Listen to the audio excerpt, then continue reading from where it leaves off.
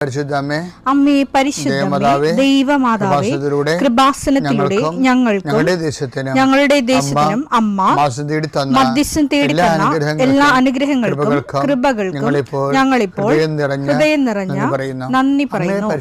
അമ്മേ പരിശുദ്ധമേ, ദൈവമാതാവേ, 2004 ഡിസംബർ 7 ഉച്ചകഴിഞ്ഞ് 2:30 കൃപാസനത്തിൽ സംഭവിച്ച അമ്മയുടെ പ്രത്യക്ഷപ്പെടലിനെ കുറിച്ച് തിരുസഭയ്ക്ക് സമർപ്പിച്ചിരിക്കുന്ന പഠനരേഖകളുടെ മേൽ സഭാത്മകമായ പഠനം ആരംഭിക്കുവാൻ ഞങ്ങൾ പ്രാർത്ഥിക്കുന്നു. അമ്മേ പരിശുദ്ധമേ, ഭൂസ്വർലോകങ്ങളുടെ രാജ്ഞിയായ അങ്ങേയ്ക്ക് ഭൗമസംരക്ഷണത്തിനായി പ്രപഞ്ചപ്രകൃതിയെ തന്നെ തിരുസഭ പ്രതിഷ്ഠിക്കുവാൻ ഈ പ്രത്യക്ഷീകരണം വഴി ഇടയാക്കണമേ. പരിശുദ്ധമേ, ജപമാല മാതാവേ, സകല കൃപാസനം പ്രാർത്ഥനയോടും ചേർത്ത് ഞങ്ങളിപ്പോൾ പ്രാർത്ഥിക്കുന്ന ഈ കുടുംബത്തിന്റെ പ്രത്യേക നിയോഗം പറ മക്കളെ.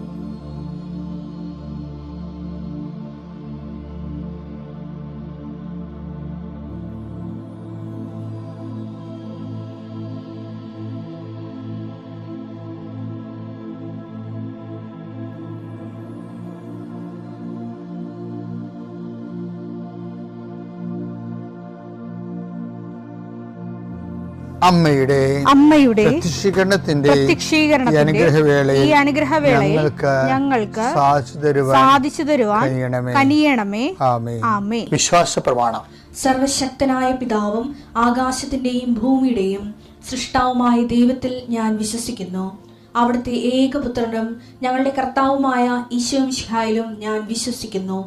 ഈ പുത്രൻ പരിശുദ്ധാത്മാവിനാൽ ഗർഭസ്ഥനായി കന്യകാമറിയത്തിൽ നിന്ന് പിറന്ന് പൊന്തിയോസ് പീലാത്തോസിന്റെ കാലത്ത് പീഡകൾ സഹിച്ച് കുരിശിൽ തറയ്ക്കപ്പെട്ട് മരിച്ച് അടക്കപ്പെട്ട് പാതാളങ്ങളിൽ ഇറങ്ങി മരിച്ചവരുടെ ഇടയിൽ നിന്ന് 3-ാം നാൾ ഉയർത്ത് സ്വർഗത്തിലേക്ക് എഴുന്നള്ളി സർവശക്തിയുള്ള പിതാവായ ദൈവത്തിന്റെ വലതുഭാഗത്തിരിക്കുന്നു.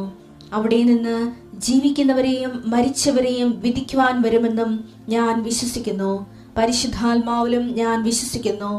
വിശുദ്ധ കത്തോലിക്കാ സഭയിലും പുണ്യവാന്മാരുടെ ഐക്യത്തിലും പാപങ്ങളുടെ മോചനത്തിലും ശരീരത്തിന്റെ ഉയർപ്പിലും നിത്യമായ ജീവിതത്തിലും ഞാൻ വിശ്വസിക്കുന്നു. ആമേൻ. സുഖസ്ഥനായ ഞങ്ങളുടെ പിതാവേ, അങ്ങയുടെ നാമം പൂജിതമാകണമേ. അങ്ങയുടെ രാജ്യം വരണമേ. അങ്ങയുടെ തിരുമനസ് സ്വർഗത്തിലെ പോലെ ഭൂമിയിലും ആകണമേ. അന്നു വേണ്ടുന്ന ആഹാരം ഇന്ന് ഞങ്ങൾക്ക് തരണമേ. ഞങ്ങളോട് തെറ്റ് ചെയ്യുന്നവരോട് ഞങ്ങൾ ക്ഷമിക്കുന്നത് പോലെ ഞങ്ങളുടെ തെറ്റുകൾ ഞങ്ങളോടും ക്ഷമിക്കണമേ.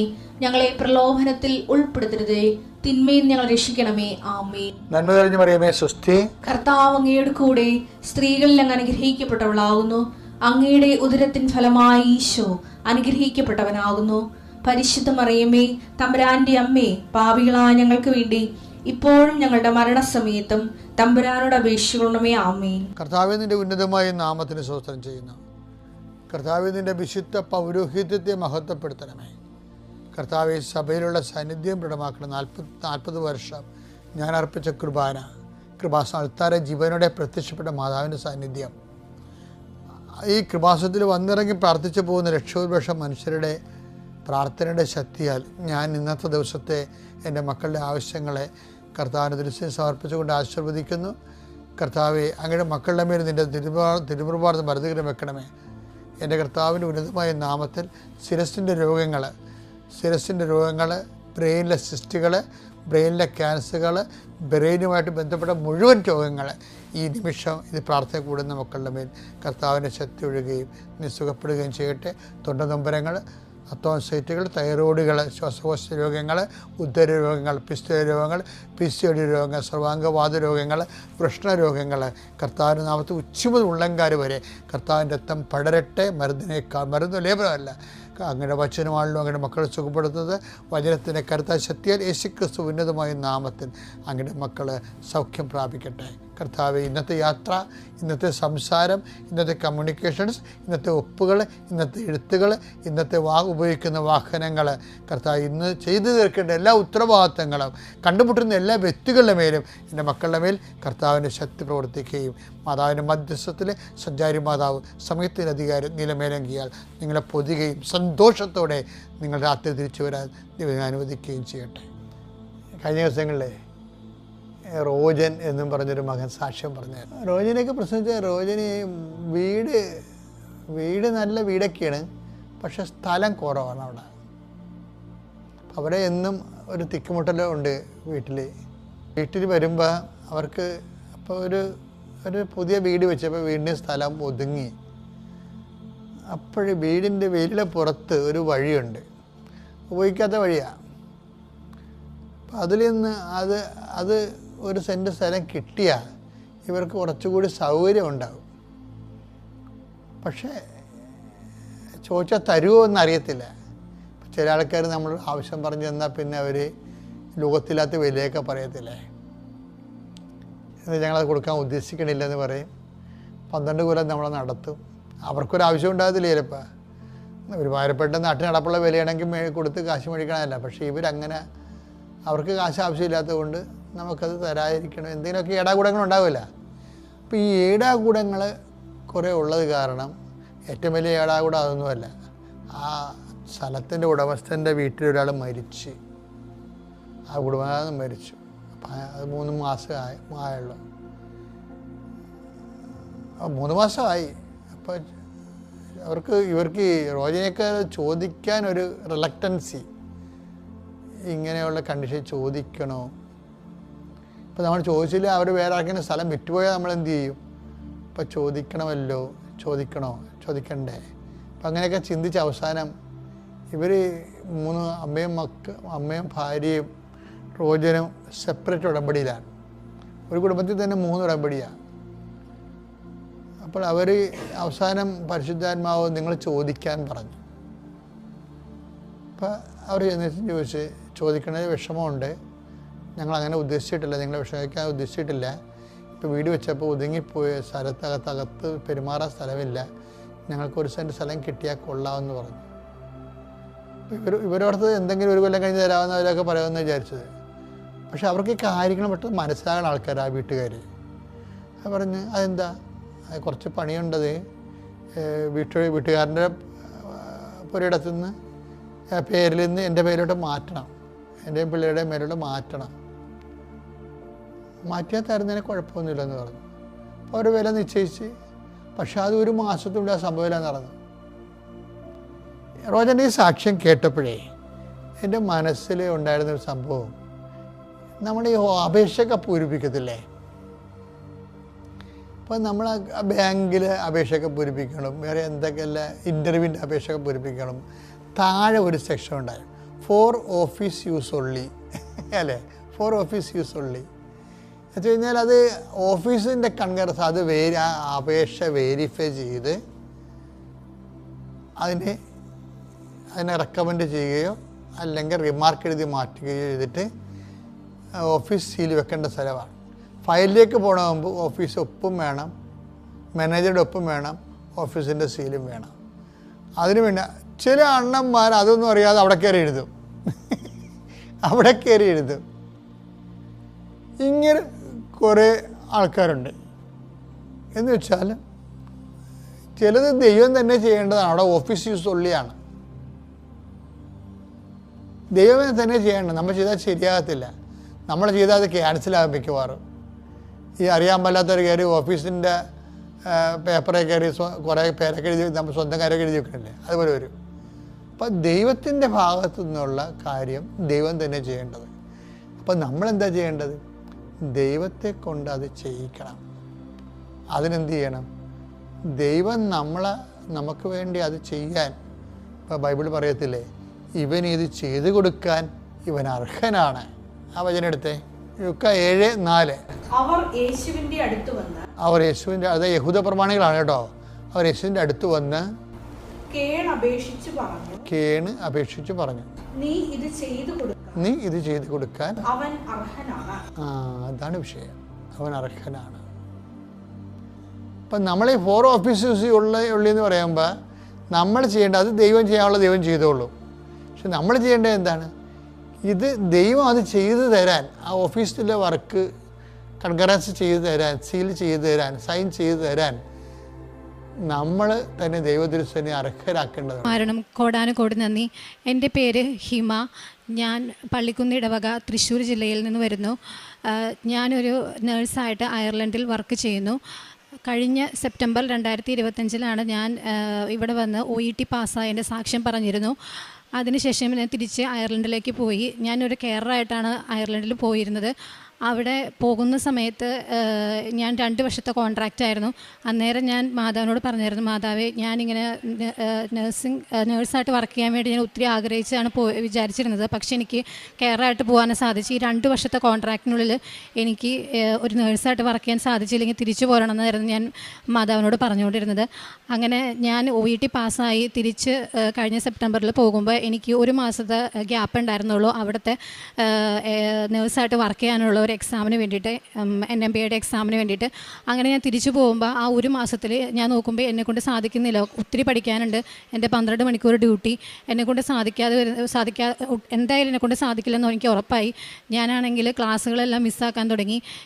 എൻ്റെ കൂടെ വർക്ക് ചെയ്തുകൊണ്ടിരുന്നൊരു കുട്ടിയാണ് എനിക്ക് അവസാനം ഇതെങ്ങനെ പ്രാക്ടിക്കലായിട്ട് ചെയ്യാൻ പറ്റുമെന്ന് പറഞ്ഞു തന്നു. അങ്ങനെ ഞാൻ അവിടെ ഇവിടെയൊക്കെ വെച്ച് മാതാവിൻ്റെ കാശുരൂപവും തൈലവും ഉപ്പും കൊണ്ടാണ് ഞാൻ എക്സാമിന് പോയത്. എക്സാമിന് പോയപ്പോഴാണ് എന്നോട് ചോദിച്ച്, എനിക്ക് 14 സ്റ്റേഷനിലും കിട്ടിയിരുന്ന എല്ലാവരും എന്നെക്കൊണ്ട് നന്നായിട്ട് പെർഫോം ചെയ്യാനും എനിക്ക് ആ എക്സാം ആദ്യത്തെ ട്രിപ്പിൽ തന്നെ പാസ്സാവാനും സാധിച്ചു. അങ്ങനെ ഞാൻ വർക്ക് ചെയ്തുകൊണ്ടിരുന്ന നഴ്സിംഗ് ഹോമിൽ തന്നെ എനിക്ക് സ്റ്റാഫായിട്ട് കയറാൻ സാധിച്ചു. എന്നിരുന്നാലും നവംബറിൽ എൻ്റെ ജനറൽ പെർമിറ്റും വർക്ക് പെർമിറ്റ് എക്സ്പയറി ആയി. ഞാൻ വർക്ക് ചെയ്തിരുന്ന കമ്പനി എനിക്കത് പുതുക്കി തന്നില്ല. ആ നവംബറിൽ തന്നെ അവിടെ നമുക്ക് ഏത് കൺട്രിയിലാണ് വർക്ക് ചെയ്യണമെങ്കിൽ അവിടുത്തെ പെർമിറ്റ് വേണം. അങ്ങനെ ഐറിഷ് റെസിഡൻസ് പെർമിറ്റ് ഉണ്ടായിരുന്നു, അതും എക്സ്പയറി ആയി. എനിക്ക് നേഴ്സായിട്ട് വർക്ക് ചെയ്യാനുള്ള പെർമിറ്റും കമ്പനി തന്നില്ല. അപ്പോൾ അവർ പക്ഷേ അവിടെ വർക്ക് ചെയ്തോളാൻ പറഞ്ഞു. പക്ഷേ എങ്കിലും ഞാൻ പെർമിറ്റില്ലാതെയാണ് അവിടെ വർക്ക് ചെയ്തുകൊണ്ടിരുന്നത്. അങ്ങനെ ഇരിക്കുകയാണ് ഞാൻ അവിടുത്തെ അയർലൻഡിലെ HSC ഹോസ്പിറ്റൽ, അവിടുത്തെ ഗവൺമെൻറ്റിൻ്റെ ഹോസ്പിറ്റലിലേക്ക് ഒരു വേക്കൻസി വന്നു. അത് മെഡിക്കൽ സർജിക്കൽ ഡിപ്പാർട്ട്മെൻറ്റും തിയേറ്ററിൻ്റെയും ഇൻ്റർവ്യൂ ആയിരുന്നു. പക്ഷേ എനിക്ക് ICU എക്സ്പീരിയൻസ് മാത്രമേ ഉണ്ടായിരുന്നുള്ളൂ. ഞാനപ്പോൾ ഇത് വെച്ച് എനിക്ക് എന്തായാലും തിയേറ്റർ അപ്ലൈ ചെയ്യാൻ പറ്റത്തില്ല. ഞാനപ്പോൾ മെഡിക്കൽ സർജിക്കലിലേക്ക് അപ്ലൈ ചെയ്യാമെന്നോർത്ത് ഞാൻ അങ്ങനെ വാർഡിലേക്ക് അപ്ലൈ ചെയ്യാമെന്ന് വിചാരിച്ച് ഞാൻ ആപ്ലിക്കേഷൻ ഓൺലൈനിൽ സബ്മിറ്റ് ചെയ്തത് മുഴുവനും തിയേറ്ററിൻ്റെ ആപ്ലിക്കേഷൻസ് ആയിരുന്നു. അങ്ങനെ ഇൻ്റർവ്യൂവിന് എന്നെ വിളിച്ചു കഴിഞ്ഞപ്പോഴാണ് എനിക്ക് മനസ്സിലായത് ഞാൻ തിയേറ്ററിലോട്ടാണ് ഇൻ്റർവ്യൂ ആപ്ലിക്കേഷൻ സബ്മിറ്റ് ചെയ്തതെന്ന്. അങ്ങനെ ഞാൻ വിചാരിച്ചു എന്തായാലും പോകാം. അങ്ങനെ ഞാൻ കാശുരൂപം പിടിച്ച് തൈലം പൂശി ഉപ്പ് കഴിച്ച് അങ്ങനെ ഞാൻ ഇൻ്റർവ്യൂവിന് പോയി. ഇൻ്റർവ്യൂവിന് ഞാൻ പോയിട്ട് സാധാരണ ഇങ്ങനത്തെ HSCയുടെ ഇൻ്റർവ്യൂവിനൊക്കെ എല്ലാവരും നന്നായി പഠിച്ചൊരുങ്ങി എല്ലാം പെർഫെക്റ്റായിട്ടാണ് പോയിക്കൊണ്ടിരുന്നത്. ഞാനാണെങ്കിൽ എനിക്കൊന്നും പറയാനില്ല. ഞാൻ തിയേറ്ററിൽ പഠിക്കുന്ന സമയത്ത് പോയിട്ട് കണ്ടിട്ടുണ്ടെന്നല്ലാതെ എനിക്കൊന്നും പറയാനില്ല. ഞാൻ എന്തായാലും അങ്ങനെ പോയി. അങ്ങനെ കാശുരൂപം കൊണ്ടുപോയി. അവരെന്നോട് ഒരു 40 മിനിറ്റോളം ഇൻ്റർവ്യൂ ഉണ്ടായിരുന്നു. അവരെന്നോട് ചോദിച്ചത് മുഴുവനും ICU ക്വസ്റ്റ്യൻസ് ആയിരുന്നു. എനിക്ക് നന്നായിട്ട് ആൻസർ പറയാനും പറ്റി. അവസാനം ഇൻ്റർവ്യൂവിൻ്റെ ലാസ്റ്റ് അവരെന്നോട് ചോദിച്ചു, നീ ഹാപ്പിയാണോ എന്ന് ചോദിച്ചു. ഞാൻ പറഞ്ഞു ഞാൻ ഭയങ്കര ഹാപ്പിയാണെന്ന് പറഞ്ഞു. എനിക്കത് കിട്ടുന്നു ഭയങ്കര ഉറപ്പായിരുന്നു. അങ്ങനെ ഒരാഴ്ചയ്ക്കുള്ളിൽ എനിക്ക് ഒരു ഡിസംബർ 23 ചൊവ്വാഴ്ച തന്നെയാണ് എനിക്ക് ഓഫർ ലെറ്റർ വന്നത്. അങ്ങനെ ഓഫർ ലെറ്ററിൽ തിയേറ്ററിലോട്ട് ആണ് എടുത്തിരിക്കുന്നതെന്ന് പറഞ്ഞിട്ട് വന്നു. അപ്പോൾ ഞാൻ ഓർത്ത് തിയേറ്ററും റിക്കവറിയും കണക്റ്റഡ് ആയിരിക്കും. ഞാൻ റിക്കവറി ICU ആണല്ലോ, അപ്പോൾ അവിടേക്കായിരിക്കും എനിക്ക് പോസ്റ്റിംഗ് എന്ന് ഞാൻ വിചാരിച്ചു. അങ്ങനെ പേപ്പറുകളെല്ലാം സബ്മിറ്റ് ചെയ്യാൻ പറഞ്ഞു. സാധാരണ നമ്മുടെ നാട്ടിലെ മാതിരി തന്നെ ഗവൺമെൻറ് ഹോസ്പിറ്റലിൽ നമ്മളിപ്പോൾ കിട്ടിയാൽ തന്നെ നമ്മൾ ഒത്തിരി നാളൊക്കെ വെയിറ്റ് ചെയ്ത് ലിസ്റ്റിലൊക്കെ കിടക്കും. അതുമാതിരി തന്നെയാണ് അയർലൻഡിൽ നമ്മൾ പാനൽ ലിസ്റ്റിൽ ഒത്തിരി നാൾ കിടന്നിട്ടൊക്കെയാണ് നമുക്ക് ജോലി കിട്ടുള്ളൂ. പക്ഷേ എന്നെ സംബന്ധിച്ച് എനിക്ക് കിട്ടിയത് ഡയറക്റ്റ് ആയിരുന്നു. എനിക്ക് അങ്ങനെ ഒരു പാനൽ ലിസ്റ്റും ഒന്നുമില്ലാതെ അവർ ഡയറക്റ്റായിട്ട് എല്ലാ പേപ്പേഴ്സും എല്ലാം സബ്മിറ്റ് ചെയ്യാൻ പറഞ്ഞു. എനിക്കങ്ങനെ ലിസ്റ്റും ഒന്നും ഉണ്ടായിരുന്നില്ല. ഞാൻ എൻ്റെ പേപ്പേഴ്സൊക്കെ അവർ പറഞ്ഞ ഡേറ്റിന് എല്ലാവരും സബ്മിറ്റ് ചെയ്തു. എല്ലാവരും സബ്മിറ്റ് ചെയ്ത് അവിടുത്തെ പോലീസ് ക്ലിയറൻസും എല്ലാതും കഴിഞ്ഞു. അങ്ങനെ എല്ലാം കഴിഞ്ഞിരിക്കെ അവരെന്നോട് പറഞ്ഞു, ഇനിയിപ്പോൾ പെർമിറ്റിന് ഞങ്ങൾ അപ്ലൈ ചെയ്ത് തരാം, പക്ഷേ IRP കാർഡ് വേണമെന്ന് പറഞ്ഞു. എൻ്റെ IRP കാർഡ് ഓൾറെഡി നവംബറിൽ എക്സ്പയർ ചെയ്തതാണ്. എനിക്ക് IRP കാർഡ് കിട്ടണമെങ്കിൽ എൻ്റെ ഇവിടുത്തെ ജനറൽ പെർമിറ്റ് പുതുക്കി കിട്ടണം. അത് കിട്ടാനും മാർഗ്ഗമില്ല. അപ്പം ഞാൻ അവിടുത്തെ എല്ലാം പോയി, ഇനി എനിക്കൊന്നും ചെയ്യാനില്ല. ഞാൻ എല്ലാവരോടും എനിക്ക് അറിയാവുന്നതും അല്ലാത്തതുമായ എല്ലാവരോടും ഞാൻ അന്വേഷിച്ചു, സൈറ്റിൽ എല്ലായിടത്തും ചോദിച്ചു. ഒന്നിനും ഒരു ഉത്തരമില്ല. IRP കാർഡ് ഇല്ലാതെ നമുക്ക് ഒരു വർക്ക് പെർമിറ്റ് ഇനി അപേക്ഷിക്കാൻ പറ്റത്തില്ല എന്നാണ് എല്ലാവരും പറഞ്ഞത്. അങ്ങനെ ഞാൻ വിഷമിച്ചിരിക്കുമ്പോൾ അതിൻ്റെ ഇടയിലാണ് എൻ്റെ മെഡിക്കലിൻ്റെ ഡേറ്റ് വന്നത്. ഞാൻ മെഡിക്കലിന് പോയി. മെഡിക്കലിൽ ഈ ഹോസ്പിറ്റലിലേക്ക് ആദ്യമായിട്ട് ചെല്ലുമ്പോൾ ഗോൾവേയിലായിരുന്നു ഹോസ്പിറ്റൽ. അങ്ങനെ ഞാൻ ഹോസ്പിറ്റലിൽ ചെല്ലുമ്പോൾ ഞാൻ മാതാവിനോട് പറഞ്ഞു, മാതാവ് ആണ് എനിക്ക് ജോലി തന്നിട്ടുണ്ടെങ്കിൽ എനിക്ക് എന്തെങ്കിലും ഒന്ന് എനിക്ക് ഇവിടെ കാണിച്ചു തരണം എന്ന് ഞാൻ പ്രാർത്ഥിച്ച് അങ്ങനെ പോയി. ഞാൻ മെഡിക്കൽ കഴിഞ്ഞ് തിരിച്ച് ബസ്സിൽ കയറിയിരിക്കുമ്പോൾ എനിക്ക് വലിയൊരു മഴവില്ല് കാണാൻ സാധിച്ചു. അപ്പോൾ എനിക്ക് ഉറപ്പായി എനിക്ക് എന്തായാലും ഇവിടെ ജോലി കിട്ടും. എനിക്ക് ഇത്രയും വരെ എന്നെ മാതാവ് എത്തിച്ചെങ്കിൽ എനിക്ക് മാതാവ് ഉറപ്പായിട്ടും എനിക്ക് അവിടെ ജോലി തരുമെന്ന് ഞാൻ ഉറച്ച് വിശ്വസിച്ചു. അങ്ങനെ ഞാൻ തിരിച്ചു വന്നു. അത് കഴിഞ്ഞ് ഞാൻ അവർക്ക് ഒരു കൊന്തയ്ക്ക് എത്തിച്ച് പ്രാർത്ഥിച്ചതിന് ശേഷം ഞാനൊരു മെയിൽ ടൈപ്പ് ചെയ്തു. എൻ്റെ എല്ലാ പേപ്പർ വർക്കും എല്ലാവരും കഴിഞ്ഞു. എനിക്ക് ഇനി വർക്ക് പെർമിറ്റിന് മാത്രം അപ്ലൈ ചെയ്യാനുള്ളൂ, എനിക്കത് ചെയ്തു തരാമോ എന്ന് ചോദിച്ച് ഞാനൊരു റിക്വസ്റ്റ് മെയിൽ ടൈപ്പ് ചെയ്ത് അതിൻ്റെ മേളിൽ മാതാവിൻ്റെ തൈലം കൊണ്ട് കുരിശ് വരച്ച് കാശ് രൂപം വെച്ച് ഞാൻ ആ മെയിൽ സെൻഡ് ചെയ്തു. ആ മെയിലിന് റിപ്ലൈ ആയിട്ട് അവരെന്നോട് പറഞ്ഞു, നിനക്ക് ഞങ്ങൾ വർക്ക് പെർമിറ്റിന് അപ്ലൈ ചെയ്ത് തരാമെന്ന് പറഞ്ഞു. അങ്ങനെ ഫെബ്രുവരി 10 ഒരു ചൊവ്വാഴ്ച തന്നെയാണ് എനിക്ക് അവർ ഓഫർ ലെറ്റർ, അതായത് കോൺട്രാക്റ്റ് സൈൻ ചെയ്യിപ്പിച്ച് ജോയിനിങ് ഡേറ്റ് മാർച്ച് 16 ജോയിനിങ് ഡേറ്റും തന്ന് അങ്ങനെ ഒരു ചൊവ്വാഴ്ച തന്നെ എൻ്റെ പേപ്പേഴ്സ് എല്ലാവരും സബ്മിറ്റഡായി. ഒരു HSC ഹോസ്പിറ്റലിലേക്ക് നമുക്ക് എപ്പോഴും പാനലിസ്റ്റിലും ഒത്തിരി നാൾ 6 മാസം 8 മാസമൊക്കെ വരെ കിടന്ന് അങ്ങനെയാണ് നമ്മൾ ഒരു ഗവൺമെൻറ് ഹോസ്പിറ്റലിലേക്ക് ജോലി കിട്ടുക. എനിക്ക് ഇതൊന്നും വേണ്ടാന്ന് ഡയറക്റ്റായിട്ട് ഒരു ലിസ്റ്റിലും ഇല്ലാതെയാണ് എനിക്ക് ആ ജോലി കിട്ടിയത്. എല്ലാം എൻ്റെ വർക്ക് പെർമിറ്റും കിട്ടി, എനിക്ക് IRP കാർഡും കിട്ടി. അങ്ങനെ ഇന്നലെ എനിക്ക് നാട്ടിലേക്ക് വരാൻ സാധിച്ചു. നമുക്ക് IRP കാർഡ് ഇല്ലാതെ നമുക്ക് തിരിച്ച് നാട്ടിൽ വന്നാൽ തിരിച്ച് പോകാൻ സാധിക്കില്ല. അങ്ങനെ വലിയ അത്ഭുതമായിരുന്നു. ഞാനവിടെ എനിക്കറിയാവുന്ന വേറെയും കുട്ടികളുണ്ടായിരുന്നു, അവർക്കും ഇതുമാതിരി തന്നെ IRP കാർഡ് ഇല്ലാത്തതുകൊണ്ട് ഈ ഹോസ്പിറ്റലിലോട്ട് കയറാൻ പറ്റാതെ അവർ ആപ്ലിക്കേഷൻ കൊടുത്തില്ല. ഈ സെയിം ഹോസ്പിറ്റലിലോട്ട് തന്നെ അവർക്ക് IRP കാർഡ് ഇല്ലാതെ കയറാൻ പറ്റാതെ പോയ ഒത്തിരി പേര് എനിക്കറിയാം. പക്ഷേ എനിക്ക് മാതാവായിട്ട് എൻ്റെ ഒരു പെർമിറ്റ് ജനറൽ പെർമിറ്റും ഇല്ല, IRP കാർഡ് ഇല്ലാതെ എനിക്ക് ഈ ജോലി ഞാൻ വിചാരിച്ചതിനെക്കാട്ടും ഞാൻ എക്സാം എഴുതി പിറ്റത്തെ മാസം തന്നെ ഒരു തടസ്സവും കൂടാതെ എൻ്റെ എല്ലാ കാര്യങ്ങളും ഞാൻ വിചാരിച്ചതിൽ അപ്പുറം സാലറിയിൽ എനിക്ക് മാതാവ് നല്ലൊരു ജോലി തന്ന് അനുഗ്രഹിച്ചു. ഇതിന് not by merit but by grace എന്നും സമയ ചുരുക്കം എന്നതും എൻ്റെ കാര്യത്തിൽ മാതാവ് എനിക്ക് നടത്തിത്തന്നു. ഇത്രയും നടത്തിത്തന്ന എൻ്റെ മാതാവിനും തിരുക്കുമാരനും കോടാനുകോടി നന്ദി. കാരുണ്യ പ്രവർത്തികളായിട്ട് ഞാൻ ചെയ്തത്, ഞാൻ എൻ്റെ ഹസ്ബൻഡ് നാട്ടിലായിരുന്നു. അപ്പം ഹസ്ബൻഡിനെ കൊണ്ട് ഞാൻ ഇവിടെ അനാഥശാലയിൽ ഭക്ഷണവും പിന്നെ വഴിയിലിരിക്കുന്നവർക്ക് ഭക്ഷണം കൊടുക്കാനും പിന്നെ അനാഥശാലയിൽ പൈസ കൊടുക്കുക, അങ്ങനെയൊക്കെയാണ് ഞങ്ങൾ കാരുണ്യ പ്രവർത്തികൾ ചെയ്തുകൊണ്ടിരുന്നത്. പിന്നെ ഞങ്ങൾ ഇവിടുന്ന് പോണതിന് മുന്നേ ഞങ്ങളിവിടെ പത്രം കൊടുത്തു, കുറച്ച് പത്രം ഞാൻ പോയി അവിടെ അയർലൻഡിലും കൊടുത്തു. അങ്ങനെയാണ് കാരുണ്യ പ്രവർത്തികൾ ഞാൻ ചെയ്തത്. ഏഷ്യ പ്രവാചകൻ്റെ പുസ്തകം 12-ാം അധ്യായം 2-ാം വാക്യം. ഇതാ ദൈവമാണ് എൻ്റെ രക്ഷ, ഞാൻ അങ്ങയിൽ ആശ്രയിക്കും, ഞാൻ ഭയപ്പെടുകയില്ല. എന്തെന്നാൽ ദൈവമായ കർത്താവ് എൻ്റെ ബലവും എൻ്റെ ഗാനവുമാണ്, അവിടുന്ന് എൻ്റെ രക്ഷയായിരിക്കുന്നു. പരിശുദ്ധ അമ്മയുടെ പ്രത്യക്ഷീകരണ സാക്ഷിയായിട്ട് ഹിമ തൃശ്ശൂർ തൻ്റെ അനുഭവ സാക്ഷ്യം നമുക്ക് മുമ്പിൽ പങ്കുവെക്കുകയായിരുന്നു. ഈ മകളുടെ വാക്കുകൾ തന്നെ പ്രകടമായിരുന്നു. ഈ മകളുടെ ഏറ്റവും വലിയ അനുഗ്രഹമായിട്ട് പരിശുദ്ധ അമ്മ നൽകിയത് HSC ഹോസ്പിറ്റലിൽ ലിസ്റ്റിൽ ഇല്ലാതെ തന്നെ ഡയറക്റ്റായിട്ട് ജോലി ലഭിക്കുകയാണ്. അതിന് മുന്നോടിയായിട്ട് കടന്നുപോയ നിരവധിയായ പേപ്പർ വർക്കുകളാണെങ്കിലും മറ്റു കാര്യങ്ങളിലും നിരവധിയായ തടസ്സങ്ങളുണ്ടായിരുന്നു. എന്നാൽ പരിശുദ്ധ അമ്മയോടുള്ള പ്രാർത്ഥനയും അതോടൊപ്പം തന്നെ ഓരോ കാര്യങ്ങൾ കടന്നു പോകുമ്പോഴും ഈ മകളുടെ വാക്കുകൾ പറയുന്നുണ്ടായിരുന്നു, പരിശുദ്ധ അമ്മ അടയാളം കാട്ടണമേ, എൻ്റെ കൂടെ ഉണ്ടാകണമേ എന്നുള്ളത്. എന്നാൽ ഒരു മഴവില്ലിൻ്റെ രൂപത്തിലാണെങ്കിലും പരിശുദ്ധ അമ്മയോട് ചേർന്നപ്പോൾ പരിശുദ്ധ അമ്മ അടയാളമായി കാട്ടിയത് ഈ മകളുടെ വിശ്വാസത്തെ കൂടുതൽ ഉറപ്പിക്കുകയായിരുന്നു. അതുപോലെ തന്നെ അവിടുത്തെ ഹോസ്പിറ്റൽ ഇൻ്റർവ്യൂവിൽ പോകുമ്പോൾ ICU എക്സ്പീരിയൻസ് മാത്രമാണ് ഈ മകൾക്കുള്ളത്. എന്നാൽ അവിടെ ചെല്ലുന്നത് തിയേറ്റർ എക്സ്പീരിയൻസിലേക്കാണ് വിളിക്കപ്പെടുകയും ചെല്ലുന്നത്. എന്നാൽ അവിടെ നടക്കുന്ന ഇൻ്റർവ്യൂവിൽ ഈ മകളോട് ചോദിച്ച ചോദ്യങ്ങളാണെങ്കിലും ICU സംബന്ധമായ കാര്യങ്ങളായിരുന്നു. അത് പരിശുദ്ധ അമ്മയുടെ ഒരു വലിയ സംരക്ഷണം തന്നെയായിരുന്നു ഈ മകളുടെ ജീവിതത്തിൽ. അതോടൊപ്പം തന്നെ ഉടമ്പടിയോട് ചേർന്നുകൊണ്ട് പരിശുദ്ധ അമ്മയെ ജീവിതത്തോട് ചേർത്ത് നിർത്തിയപ്പോൾ എല്ലാ കാര്യങ്ങളിലും പരിശുദ്ധ അമ്മ ഇടപെടലിലൂടെ പേപ്പർ വർക്കുകളും ജോലിയും എല്ലാം പരിശുദ്ധ അമ്മ സാധിച്ചു കൊടുക്കുകയും ചെയ്തു. നമുക്ക് ഓരോരുത്തർക്കും പ്രാർത്ഥിക്കാം. ഇനി മുമ്പോട്ടുള്ള ഈ മകളുടെ ജീവിതത്തിൽ പരിശുദ്ധ അമ്മയുടെ പ്രത്യക്ഷീകരണം, അമ്മ മാതാവിൻ്റെ പ്രത്യക്ഷീകരണത്തിന് എന്നെ സാക്ഷിയാക്കിയതിന് ആദ്യമേ അമ്മ മാതാവിനും തിരുക്കുമാരനും നന്ദി പറഞ്ഞുകൊള്ളുന്നു. എൻ്റെ പേര് സുധി എന്നാണ്. എൻ്റെ ഹസ്ബൻഡാണിത് സജിത്ത്. ഞാൻ കൊല്ലം ജില്ലയിൽ നിന്നാണ് വരുന്നത്. ഇത് എൻ്റെ മകൾ ശിവഗംഗ കൃപ. ഞാനിവിടെ ആദ്യമായി വരുന്നതിന് വേണ്ടി ഒരുപാട് തവണ ശ്രമിച്ചിട്ടുണ്ട്. പക്ഷെ ഓരോ കാരണങ്ങളാൽ എനിക്ക് ഇങ്ങോട്ട് എത്തിപ്പെട്ടാൻ സാധിച്ചിരുന്നില്ല. അങ്ങനെ ഒരിക്കൽ എൻ്റെ ഹസ്ബൻഡ് വിദേശത്ത് ജോലിക്ക് വേണ്ടി പോകുമ്പോഴെല്ലാം എന്തെങ്കിലും അസുഖങ്ങൾ വന്ന് ആൾ തിരിച്ച് നാട്ടിലേക്ക് വരികയായിരുന്നു. അങ്ങനെ ഞങ്ങൾ വീണ്ടും കടങ്ങളും ബാധ്യതകളും കാരണം ആൾ വിദേശത്ത് ജോലിക്ക് പോയി ഒരു വർഷമായപ്പോഴേക്കും പെട്ടെന്ന് പുള്ളിക്ക് വയറിന് ഒരു അസ്വസ്ഥത വന്നു. ആഹാരമൊന്നും കഴിക്കാൻ പറ്റുന്നില്ലായിരുന്നു. അപ്പോൾ എൻഡോസ്കോപ്പ് ചെയ്യണം, സ്കാൻ ചെയ്യണം എന്ന് പറഞ്ഞു. ആൾ പോകുന്നത് വിദേശത്ത് ഒരു ദ്വീപിലാണ്. അവിടെ ട്രീറ്റ്മെൻ്റ് ഒന്നും അത്ര ഇതല്ല. അത് കാരണം ആൾ തിരിച്ച് നാട്ടിലേക്ക് വന്ന് ഞങ്ങൾ ഇവിടെ വന്ന് ഒന്നും കഴിക്കാൻ പറ്റാത്തൊരവസ്ഥയിൽ നിന്നും എന്താണിത്, എന്തിനുള്ള കാരണം, ആളെ കണ്ടാൽ ഒരു കുഴപ്പമില്ലായിരുന്നു. അങ്ങനെ ഞങ്ങൾ തിരുവല്ലയിൽ ഒരു ഹോസ്പിറ്റലിൽ പോയി അവിടെ ചെന്ന് സ്കാനും എൻഡോസ്കോപ്പി എല്ലാം ചെന്നപ്പോൾ അവിടെ ചെന്ന് കിട്ടിയ റിസൾട്ട് കേട്ട് ആ ഹോസ്പിറ്റലിലെ ഡോക്ടർ ഒരു മനുഷ്യത്വപരമില്ലാത്ത രീതിയിൽ ഞങ്ങൾ മുഖത്ത് നോക്കി അതും കൂടെ പറഞ്ഞപ്പോൾ അത്രയും ബുദ്ധിമുട്ടിയെന്ന് ഞങ്ങൾ തകർന്നു പോയി. സത്യത്തിൽ അതിൽ പറഞ്ഞ ചെറുകുടലിൽ ഒരു ചെറിയ തടുപ്പുണ്ട്.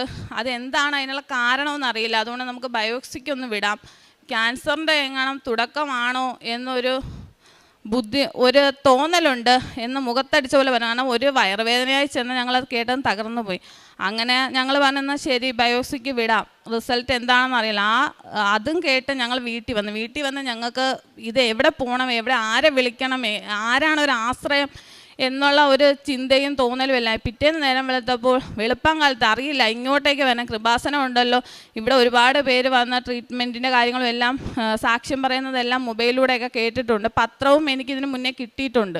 പക്ഷെ വരാൻ നോക്കിയിട്ട് സാധിച്ചില്ലായിരുന്നു. അങ്ങനെ ഞങ്ങൾക്ക് അറിയില്ല, ഞങ്ങൾ എന്തോ ഇവിടെ എത്തി താമസിച്ചാണ് ഇവിടെ വന്ന് മാതാവിനെ കണ്ട് പ്രാർത്ഥിച്ചിട്ട് പോകാം എന്ന് പറഞ്ഞ് വന്ന് ഞങ്ങൾ ഇവിടെ എത്തി. ഞങ്ങൾ ഉടമ്പടി കഴിഞ്ഞിറങ്ങി. അപ്പോൾ ആദ്യമായിട്ട് വന്നതല്ല, ഈ റിസൾട്ടും കൊണ്ടാണ് വന്നപ്പോഴത്തേക്കിന് ജോസഫ് അച്ഛനെ ഒന്ന് കാണണം, അനുഗ്രഹിക്കുവാണെങ്കിൽ അസുഖങ്ങളൊന്നും വരില്ല, രക്ഷപ്പെടും എന്നൊക്കെ മനസ്സിലൊരു തോന്നൽ വന്നു. അപ്പോൾ അറിയില്ല. അപ്പോൾ ഇവിടെ കണ്ട ഒരു ചേച്ചി ഞങ്ങളോട് പറഞ്ഞു, നിങ്ങൾ ഓഫീസിലൊന്ന് കാണിച്ചു നോക്കുക, ചിലപ്പം കാണാൻ പറ്റുമായിരിക്കും. ആദ്യമായിട്ട് വന്നൊരു ഉടമ്പടി എടുത്ത ഒരാളിനെ ഒരിക്കലും കാണാൻ പറ്റില്ല, ഇവിടെ വരത്തില്ല എന്നൊക്കെയാണ് പറഞ്ഞത്. അപ്പോൾ ഇവിടെ ജോലി ചെയ്യുന്ന സ്റ്റാഫാണെന്ന് പറഞ്ഞ ഒരു ചേട്ടൻ ഞങ്ങളോട് പറഞ്ഞു, ആ റിസൾട്ടിൻ്റെ ഒരു കോപ്പി എടുത്ത് ഓഫീസിലൊന്ന് കാണിക്കാമെന്ന് പറഞ്ഞു. ഞങ്ങൾക്ക് അറിയില്ല, ഞങ്ങൾ അവിടെ കൊണ്ടുവന്ന് കാണിച്ചതേ ഉള്ളൂ. ഞങ്ങൾക്ക് അപ്പോഴേക്കും ഒരു പച്ച ടോക്കൺ എന്നിട്ട് പറഞ്ഞു, പെട്ടെന്ന് ചെല്ല്, ഇപ്പോൾ ഫാദർ പോകും, അതിനു മുമ്പ് കണ്ട് അനുഗ്രഹം മേടിക്കാം, പ്രാർത്ഥിക്കും എന്ന് പറഞ്ഞു. അങ്ങനെ ഇവിടെ വന്നു. വിശുദ്ധ ജോസഫ് അച്ഛൻ പ്രാർത്ഥിച്ചു, തലയെ കൈവച്ച് പ്രാർത്ഥിച്ചു. ഒരു ചെറിയ കാശുരൂപം കയ്യിൽ കൊടുത്ത് ഞാനിവിടെ നിന്ന് എനിക്കറിയില്ല, ഞാൻ ഈ നടയിൽ നിന്ന് കരയുമായിരുന്നു. കരഞ്ഞ് കണ്ണിൽ നിന്ന് കണ്ണുനീര് വരുവാണ്. ഇത് എന്താണെന്ന് എനിക്ക് തന്നെ അറിയില്ല. പ്രാർത്ഥിക്കുന്നുണ്ട്. ഈ റിസൾട്ടിലാണ് ഞങ്ങളെ ജീവിതം ഇരിക്കുന്നത്. എന്താണ്, ഒരു കുഞ്ഞില്ല, അതിൻ്റെ ട്രീറ്റ്മെൻറ്റിന് വേണ്ടി ഒരുപാട് നടന്ന് അലഞ്ഞ് കടവും ബാധ്യതകളും കയറിയാണ് പോയത്. അവിടെ ചെന്നപ്പോൾ അത് അടുത്ത ഒരിത്, പിന്നെ ഞങ്ങൾക്ക് വേറൊരു ആശ്രയമില്ല, എന്താണ് സംഭവിക്കുന്നതെന്ന് അറിയില്ല. അങ്ങനെ പ്രാർത്ഥിച്ചിട്ട് ഇവിടെ നിന്ന് ഞങ്ങൾ തിരിച്ച് വീട്ടിൽ ചെന്ന് ഞങ്ങൾ ഇതുപോലെ അച്ഛനെ കണ്ടു എന്നൊക്കെ പറഞ്ഞപ്പോഴത്തേക്കും ഇവിടെ മുമ്പ് വന്നിട്ടുള്ള പിള്ളേരെ ഒരു ചേച്ചി പറഞ്ഞു, അത് ആദ്യത്തെ സംഭവമാണല്ലോ, ആദ്യമായിട്ട് ഒരാൾ ഉടമ്പടി എടുത്ത ആളിന് ഇത് എങ്ങനെ സാധിച്ചു എന്നാ ചേച്ചി ഞങ്ങളോട് ചോദിച്ചത്. അത് കഴിഞ്ഞ് 10 ദിവസം കഴിഞ്ഞ് ഞങ്ങൾക്ക് റിസൾട്ട് വന്നപ്പോഴത്തേക്കിന് എല്ലാവർക്കും ഉള്ളതുപോലെ ഒരു തടുപ്പേ ഉള്ളൂ, അല്ലാതെ അതിൽ വേറെ മറ്റ് കാര്യങ്ങളൊന്നുമില്ല. ആ റിസൾട്ടിന് ഒരു കുഴപ്പവും ഇല്ല, നിങ്ങൾക്കൊരു ബുദ്ധിമുട്ടും ഇല്ലെന്ന് പറഞ്ഞു. ആൾ 1 മാസത്തേക്കാണ് വന്നത്. അസുഖം എന്തെങ്കിലും ഉണ്ടെങ്കിൽ തിരിച്ചു പോകില്ല, അല്ലെങ്കിൽ തിരിച്ചു പോകാമെന്ന്. ആ റിസൾട്ട് വന്ന് അത് അറിഞ്ഞതിന് പിറ്റേ ദിവസം ഞങ്ങൾ ഇവിടെ വന്ന് മാതാവിൻ്റെ അടുത്ത് നന്ദി പറഞ്ഞ് ഉടമ്പടിക്ക് വേണ്ടുന്ന മെഴുകുതിരിയും എല്ലാം വാങ്ങി ഞാൻ പോയി. ഹസ്ബൻഡ് അവിടെ ചെന്ന് 1 മാസം കഴിഞ്ഞ് പൈസ അയക്കുമ്പോൾ മാതാവിനെ വന്ന് കാണാം, ഇവിടെ വരെ വരണം. എൻ്റെ വീട് കൊല്ലം അഞ്ചലാണ്, അപ്പോൾ അവിടെ നിന്ന് ഇത്രയും ദൂരമാണ്, എന്നാലും സുഖമില്ലാത്ത അമ്മയായിട്ട് ഇവിടെ വരണം എന്നൊക്കെ മാതാവിനോട് പറഞ്ഞ് പ്രാർത്ഥിച്ചിട്ട് പോയ ആളാണ് ഞാൻ. എൻ്റെ ഉടമ്പടിയിൽ രണ്ടാമതായി ഞാൻ വെച്ചൊരു കാര്യം, ഞങ്ങൾക്കൊരു കുഞ്ഞില്ലായിരുന്നു. ഞങ്ങൾ കല്യാണം കഴിഞ്ഞ് 3 വർഷം ട്രീറ്റ്മെൻറ്റ് എടുത്തപ്പോൾ ഒരിക്കൽ ഞാനൊന്ന് പ്രഗ്നൻ്റായി. പക്ഷേ അത് 6 മാസമായപ്പോൾ ആ കുഞ്ഞിനെ എനിക്ക് നഷ്ടപ്പെട്ടു. ഇനി ഒരു കുഞ്ഞുണ്ടാവണമെങ്കിൽ ഒരുപാട് ട്രീറ്റ്മെൻറ്റ് എടുക്കണമെന്ന് പറഞ്ഞു. അങ്ങനെ ഞങ്ങൾ ട്രീറ്റ്മെൻറ്റ് എടുത്ത് ഒരു 5 വർഷം 6 വർഷം ആവാറായപ്പോഴത്തേക്കിനും പിന്നെ ഇനി പോവാൻ സാമ്പത്തികമില്ല. നമ്മളെ കേരളത്തിലെ ചികിത്സാ രീതിയും പൈസയുടെ ചിലവൊക്കെ അറിയാമല്ലോ. അപ്പം ലാസ്റ്റ് പറഞ്ഞു ഇനി നിങ്ങൾക്ക് IVF ചെയ്യാൻ പറ്റുള്ളൂ, ചെറിയ കുഴപ്പങ്ങൾ 2 പേർക്കും ഉണ്ട്, അതുകൊണ്ട് IVF ചെയ്താൽ മാത്രമേ കുഞ്ഞാവും. IVF ചെയ്യണം, അതിൻ്റെ തുടർന്ന് പിന്നെ ബെഡ് റെസ്റ്റ് ആയിരിക്കും, അതിനുള്ള ട്രീറ്റ്മെൻറ്റുകൾ എടുക്കണം. ഇതിനൊന്നുമുള്ള സാമ്പത്തിക സ്ഥിതി ഇല്ലാത്തതാണ് അന്ന് ഗൾഫിൽ പോയത്. ഇവിടെ വന്ന് ഞാൻ ഉടമ്പടി എടുത്തു. റിസൾട്ട് പറഞ്ഞ ആൾ 1 മാസമായപ്പം പോയി. 1 മാസം കഴിഞ്ഞ് ഉടമ്പടിയിലെ ചുരുക്കം എന്ന് ഞാൻ കേട്ടിട്ടേ ഉള്ളൂ, പക്ഷെ അത് എൻ്റെ ജീവിതത്തിൽ തന്നെ സംഭവിച്ചു. സമയ ചുരുക്കം അമ്മയുടെ 1.5 മാസമായി. ഞാൻ രാവിലെ 5 മണിക്ക് എണീറ്റ് പ്രാർത്ഥിക്കുവാണ് അമ്മയോട്. അപ്പോഴെൻ്റെ മനസ്സിൽ തോന്നി പ്രഗ്നൻ്റ് ആണോ അല്ലയോ. അങ്ങനെ അമ്മയോട് ഞാൻ പ്രാർത്ഥിച്ചിട്ട് ഞാൻ പോസിറ്റീവ് ആണോ അല്ലയോ എന്ന് നോക്കി. അമ്മയും ഞാനും മാത്രമേ അറിഞ്ഞുള്ളൂ ഇത്. അതെനിക്ക് വിശ്വസിക്കാനും പറ്റിയില്ല. 2 ദിവസം കഴിഞ്ഞ് ഞാൻ ഹസ്ബൻഡിനെ വിളിച്ചപ്പോൾ ഈ കാര്യം പറഞ്ഞിട്ട് ആളത് വിശ്വസിക്കുന്നില്ല, ചുമ്മാതായിരിക്കും. ഒരു മെഡിസിനോ ഇത്രയും വർഷം മെഡിസിനും മരുന്നുകളും ട്രീറ്റ്മെൻറ്റുകളും ഇഞ്ചക്ഷനുകളും എല്ലാം കയറി മടുത്ത് കടവും കയറി ഇരുന്ന ഞങ്ങൾക്ക് ഈ ഒരു റിസൾട്ട് കണ്ടപ്പോൾ സത്യത്തിൽ അറിയില്ല എന്താണ് ഞങ്ങളുടെ ജീവിതത്തിൽ സംഭവിച്ചത്. ഞാൻ അവിടെ അമ്മമാരനോട് കരഞ്ഞ ഹസ്ബൻഡിനോട് വിളിച്ച ആ കാര്യം ഞാൻ പറഞ്ഞിട്ട് പുള്ളി വിശ്വസിക്കുന്നില്ല. നിനക്ക് തോന്നിയായിരിക്കും നീ ഹോസ്പിറ്റലിൽ പോയി നോക്ക്, അങ്ങനെയൊന്നും ആയിരിക്കത്തില്ല, ചിലപ്പോൾ ആവത്തില്ല. ഞാൻ അല്ല, ഉടമ്പടിയിൽ വെച്ചതല്ലേ, ചിലപ്പോൾ അമ്മ പെട്ടെന്ന് ഉടമ്പടി എടുത്തിട്ട് 1 മാസമല്ലേ ആയുള്ളൂ, ചിലപ്പോൾ ആയിരിക്കത്തില്ല, നിനക്ക് തോന്നിയതായിരിക്കും എന്ന് പറഞ്ഞു. ഞാൻ ഹോസ്പിറ്റലിൽ പോയി മാഡം സ്കാൻ ചെയ്തു, അമ്മനെ പ്രഗ്നൻസിയാണ്, യൂട്രസിൽ തന്നെയാണ്, മറ്റു കുഴപ്പങ്ങളൊന്നുമില്ലെന്ന് പറഞ്ഞു. അതിനുശേഷം പിന്നെയും ഏജ് 30 ആയത് കാരണം പേടിയാണ്, കുഞ്ഞിന് വല്ല പ്രശ്നങ്ങളുള്ള കുഞ്ഞായിരിക്കുമോ, എന്തായിരിക്കും, എങ്ങനെ ആയിരിക്കും, ഇനി ബെഡ് റെസ്റ്റ് ആയിരിക്കുമോ എന്ന്. എൻ്റെ ജീവിതത്തിൽ ഉടമ്പടി തൈലവും ഉപ്പും തേനും എനിക്കറിയില്ല അതെന്താണ് എൻ്റെ ജീവിതത്തിൽ സംഭവിച്ചതെന്ന് പറഞ്ഞാൽ എനിക്കറിയില്ല. ഞാൻ രാവിലെയും വൈകുന്നേരം പ്രഗ്നൻസിയിലായിരിക്കുമ്പോൾ തന്നെ 3 മാസം എൻ്റെ ഉടമ്പടി കംപ്ലീറ്റ് ചെയ്ത് പിന്നീട് ഉടമ്പടി പുതുക്കാൻ എനിക്ക് യാത്ര ചെയ്യാൻ പറ്റത്തില്ലാത്തതുകൊണ്ട്, ഇത്രയും ദൂരമായതുകൊണ്ട് ഞാൻ പ്രാർത്ഥിക്കുമായിരുന്നു. എൻ്റെ പ്രഗ്നൻസിയിൽ 9 മാസവും ഞാൻ വിശ്വാസ പ്രമാണം ചൊല്ലി എന്നും രാവിലെ പ്രാർത്ഥിക്കുകയും തൈലം വയറ്റിൽ പുരട്ടുകയും ചെയ്യുമായിരുന്നു. 1 നുള്ളു ഉപ്പെങ്കിലും ഒരു ദിവസം കഴിക്കാതെ ഞാൻ ഇരുന്നിട്ടില്ല. എൻ്റെ കുഞ്ഞിന് ഒരു കുഴപ്പമില്ലായിരുന്നു. എനിക്ക് മാസം തികഞ്ഞ് തന്നെ ആരോഗ്യമുള്ളൊരു കുഞ്ഞിനെ അമ്മ തന്ന് അനുഗ്രഹിച്ചു. പിന്നീട് ഇന്ന് വരെ എൻ്റെ ഭർത്താവിന് ഈ ഒരു അസ്വസ്ഥതയോ ബുദ്ധിമുട്ടോ ഒന്നും വന്നില്ല. ആളിവിടെ നിൽപ്പുണ്ടല്ലോ, നല്ല ആരോഗ്യത്തോടുകൂടി തന്നെയാണ്. പിന്നെ ഇന്ന് വരെ ഒരു ആഹാരത്തിനോട് അത് കഴിക്കാനോ, സാധാരണ അന്ന് അങ്ങനെ വന്ന പുള്ളിക്ക് എരിവോ പുളിവോ ഉപ്പോ ഒന്നും കഴിക്കരുതെന്നാണ് ഹോസ്പിറ്റലിൽ നിന്ന്. പക്ഷേ ആളെല്ലാം കഴിക്കും, ഒരു കുഴപ്പം വന്നില്ല. ആൾ അവിടെ ഗൾഫിലാണെങ്കിൽ ഉപ്പും ഉടമ്പടി തൈലവും തേനും എല്ലാം കൊണ്ടുപോയിട്ടുണ്ട്. അതെല്ലാം ഇപ്പോഴും ഞങ്ങൾ ഉപയോഗിക്കുന്നുണ്ട്. കുഞ്ഞായി ഇപ്പോഴാണ് ഇവിടെ വരാൻ സാധിച്ചത്. കുഞ്ഞിനിപ്പോൾ 6.5 മാസമായി.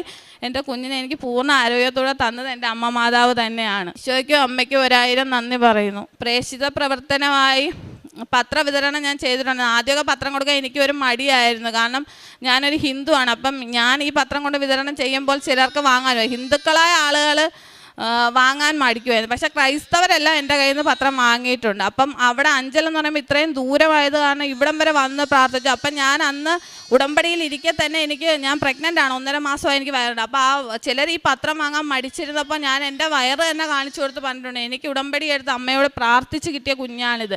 അങ്ങനെയുള്ളപ്പോൾ ഈ പത്രം നിങ്ങൾക്കും വാങ്ങാം, നിങ്ങൾക്കും വിശ്വസിക്കാം, നിങ്ങൾക്കും അവിടെ പോയി പ്രാർത്ഥിക്കാം എന്ന് ഞാൻ പറയുമായിരുന്നു. പിന്നെ അന്നദാനത്തിന് അന്ന് ആ സമയത്ത് ആഹാരം ഉണ്ടാക്കി കൊടുക്കാൻ പറ്റാത്തത് കൊണ്ട് അന്നദാനത്തിനുള്ള പൈസ ഇങ്ങനെ വയോജനങ്ങളായ ആളുകൾ താമസിക്കുന്ന സ്ഥലത്തൊക്കെ സംഭാവന പോലെ കൊടുത്തിട്ടുണ്ടായിരുന്നു. അതേ അന്ന് സാധിക്കുകയുള്ളായിരുന്നു. ആത്മീയ ജീവിതം എന്ന് പറഞ്ഞാൽ ഡെയിലി ബ്രെഡ് രാവിലെയും വൈകുന്നേരവും കേൾക്കുമായിരുന്നു, പ്രാർത്ഥിക്കുമായിരുന്നു.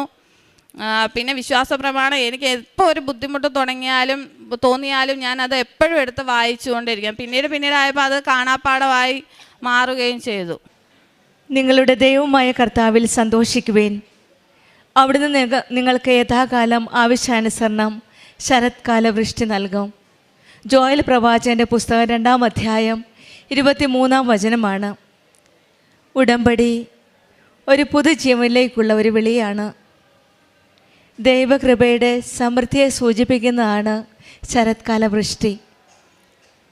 ഉടമ്പടി മക്കളുടെ ജീവിതത്തിൽ ഒരുപക്ഷെ പലപ്പോഴും നാം ജീവിതത്തിൽ വരണ്ട നാളുകളിലൂടെ, അതായത് വരൾച്ചയുടെ നാളുകളിലൂടെ കടന്നു പോകുന്നവരായിരിക്കാം. കുടുംബ പ്രശ്നങ്ങളാവാം, കുഞ്ഞില്ലായ്മയാവാം, ജോലി ഇല്ലായ്മയാവാം, സാമ്പത്തിക ബുദ്ധിമുട്ടുകൾ, കടബാധ്യതകൾ എന്തു തന്നെ ആയാലും ഉടമ്പടി നമ്മെ ഓരോരുത്തരെയും വിശ്വാസ ജീവിതത്തിലേക്കാണ് നമ്മെ നയിക്കുന്നത്.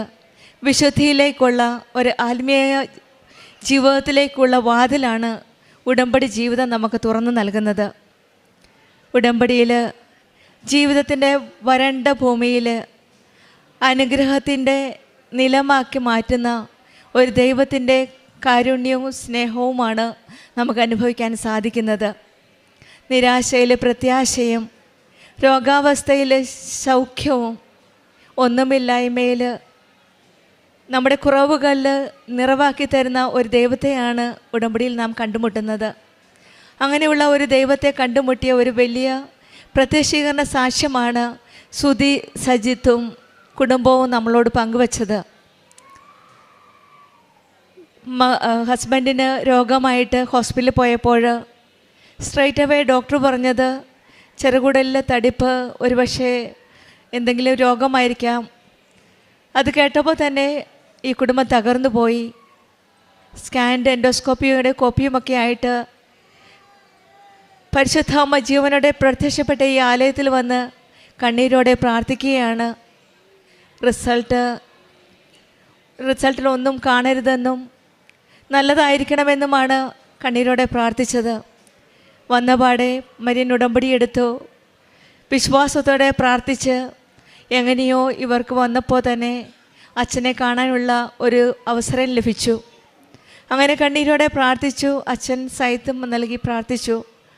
അതിനുശേഷം മടങ്ങിപ്പോയി. എന്നും ഉടമ്പടി തൈലം തേച്ച് പ്രാർത്ഥിച്ചുകൊണ്ടേയിരുന്നു. അങ്ങനെ റിസൾട്ട് വന്നു. ദൈവാനുഗ്രഹത്താൽ ഒരു കുഴപ്പവുമില്ല. അതിന് നന്ദി പറയുന്നു.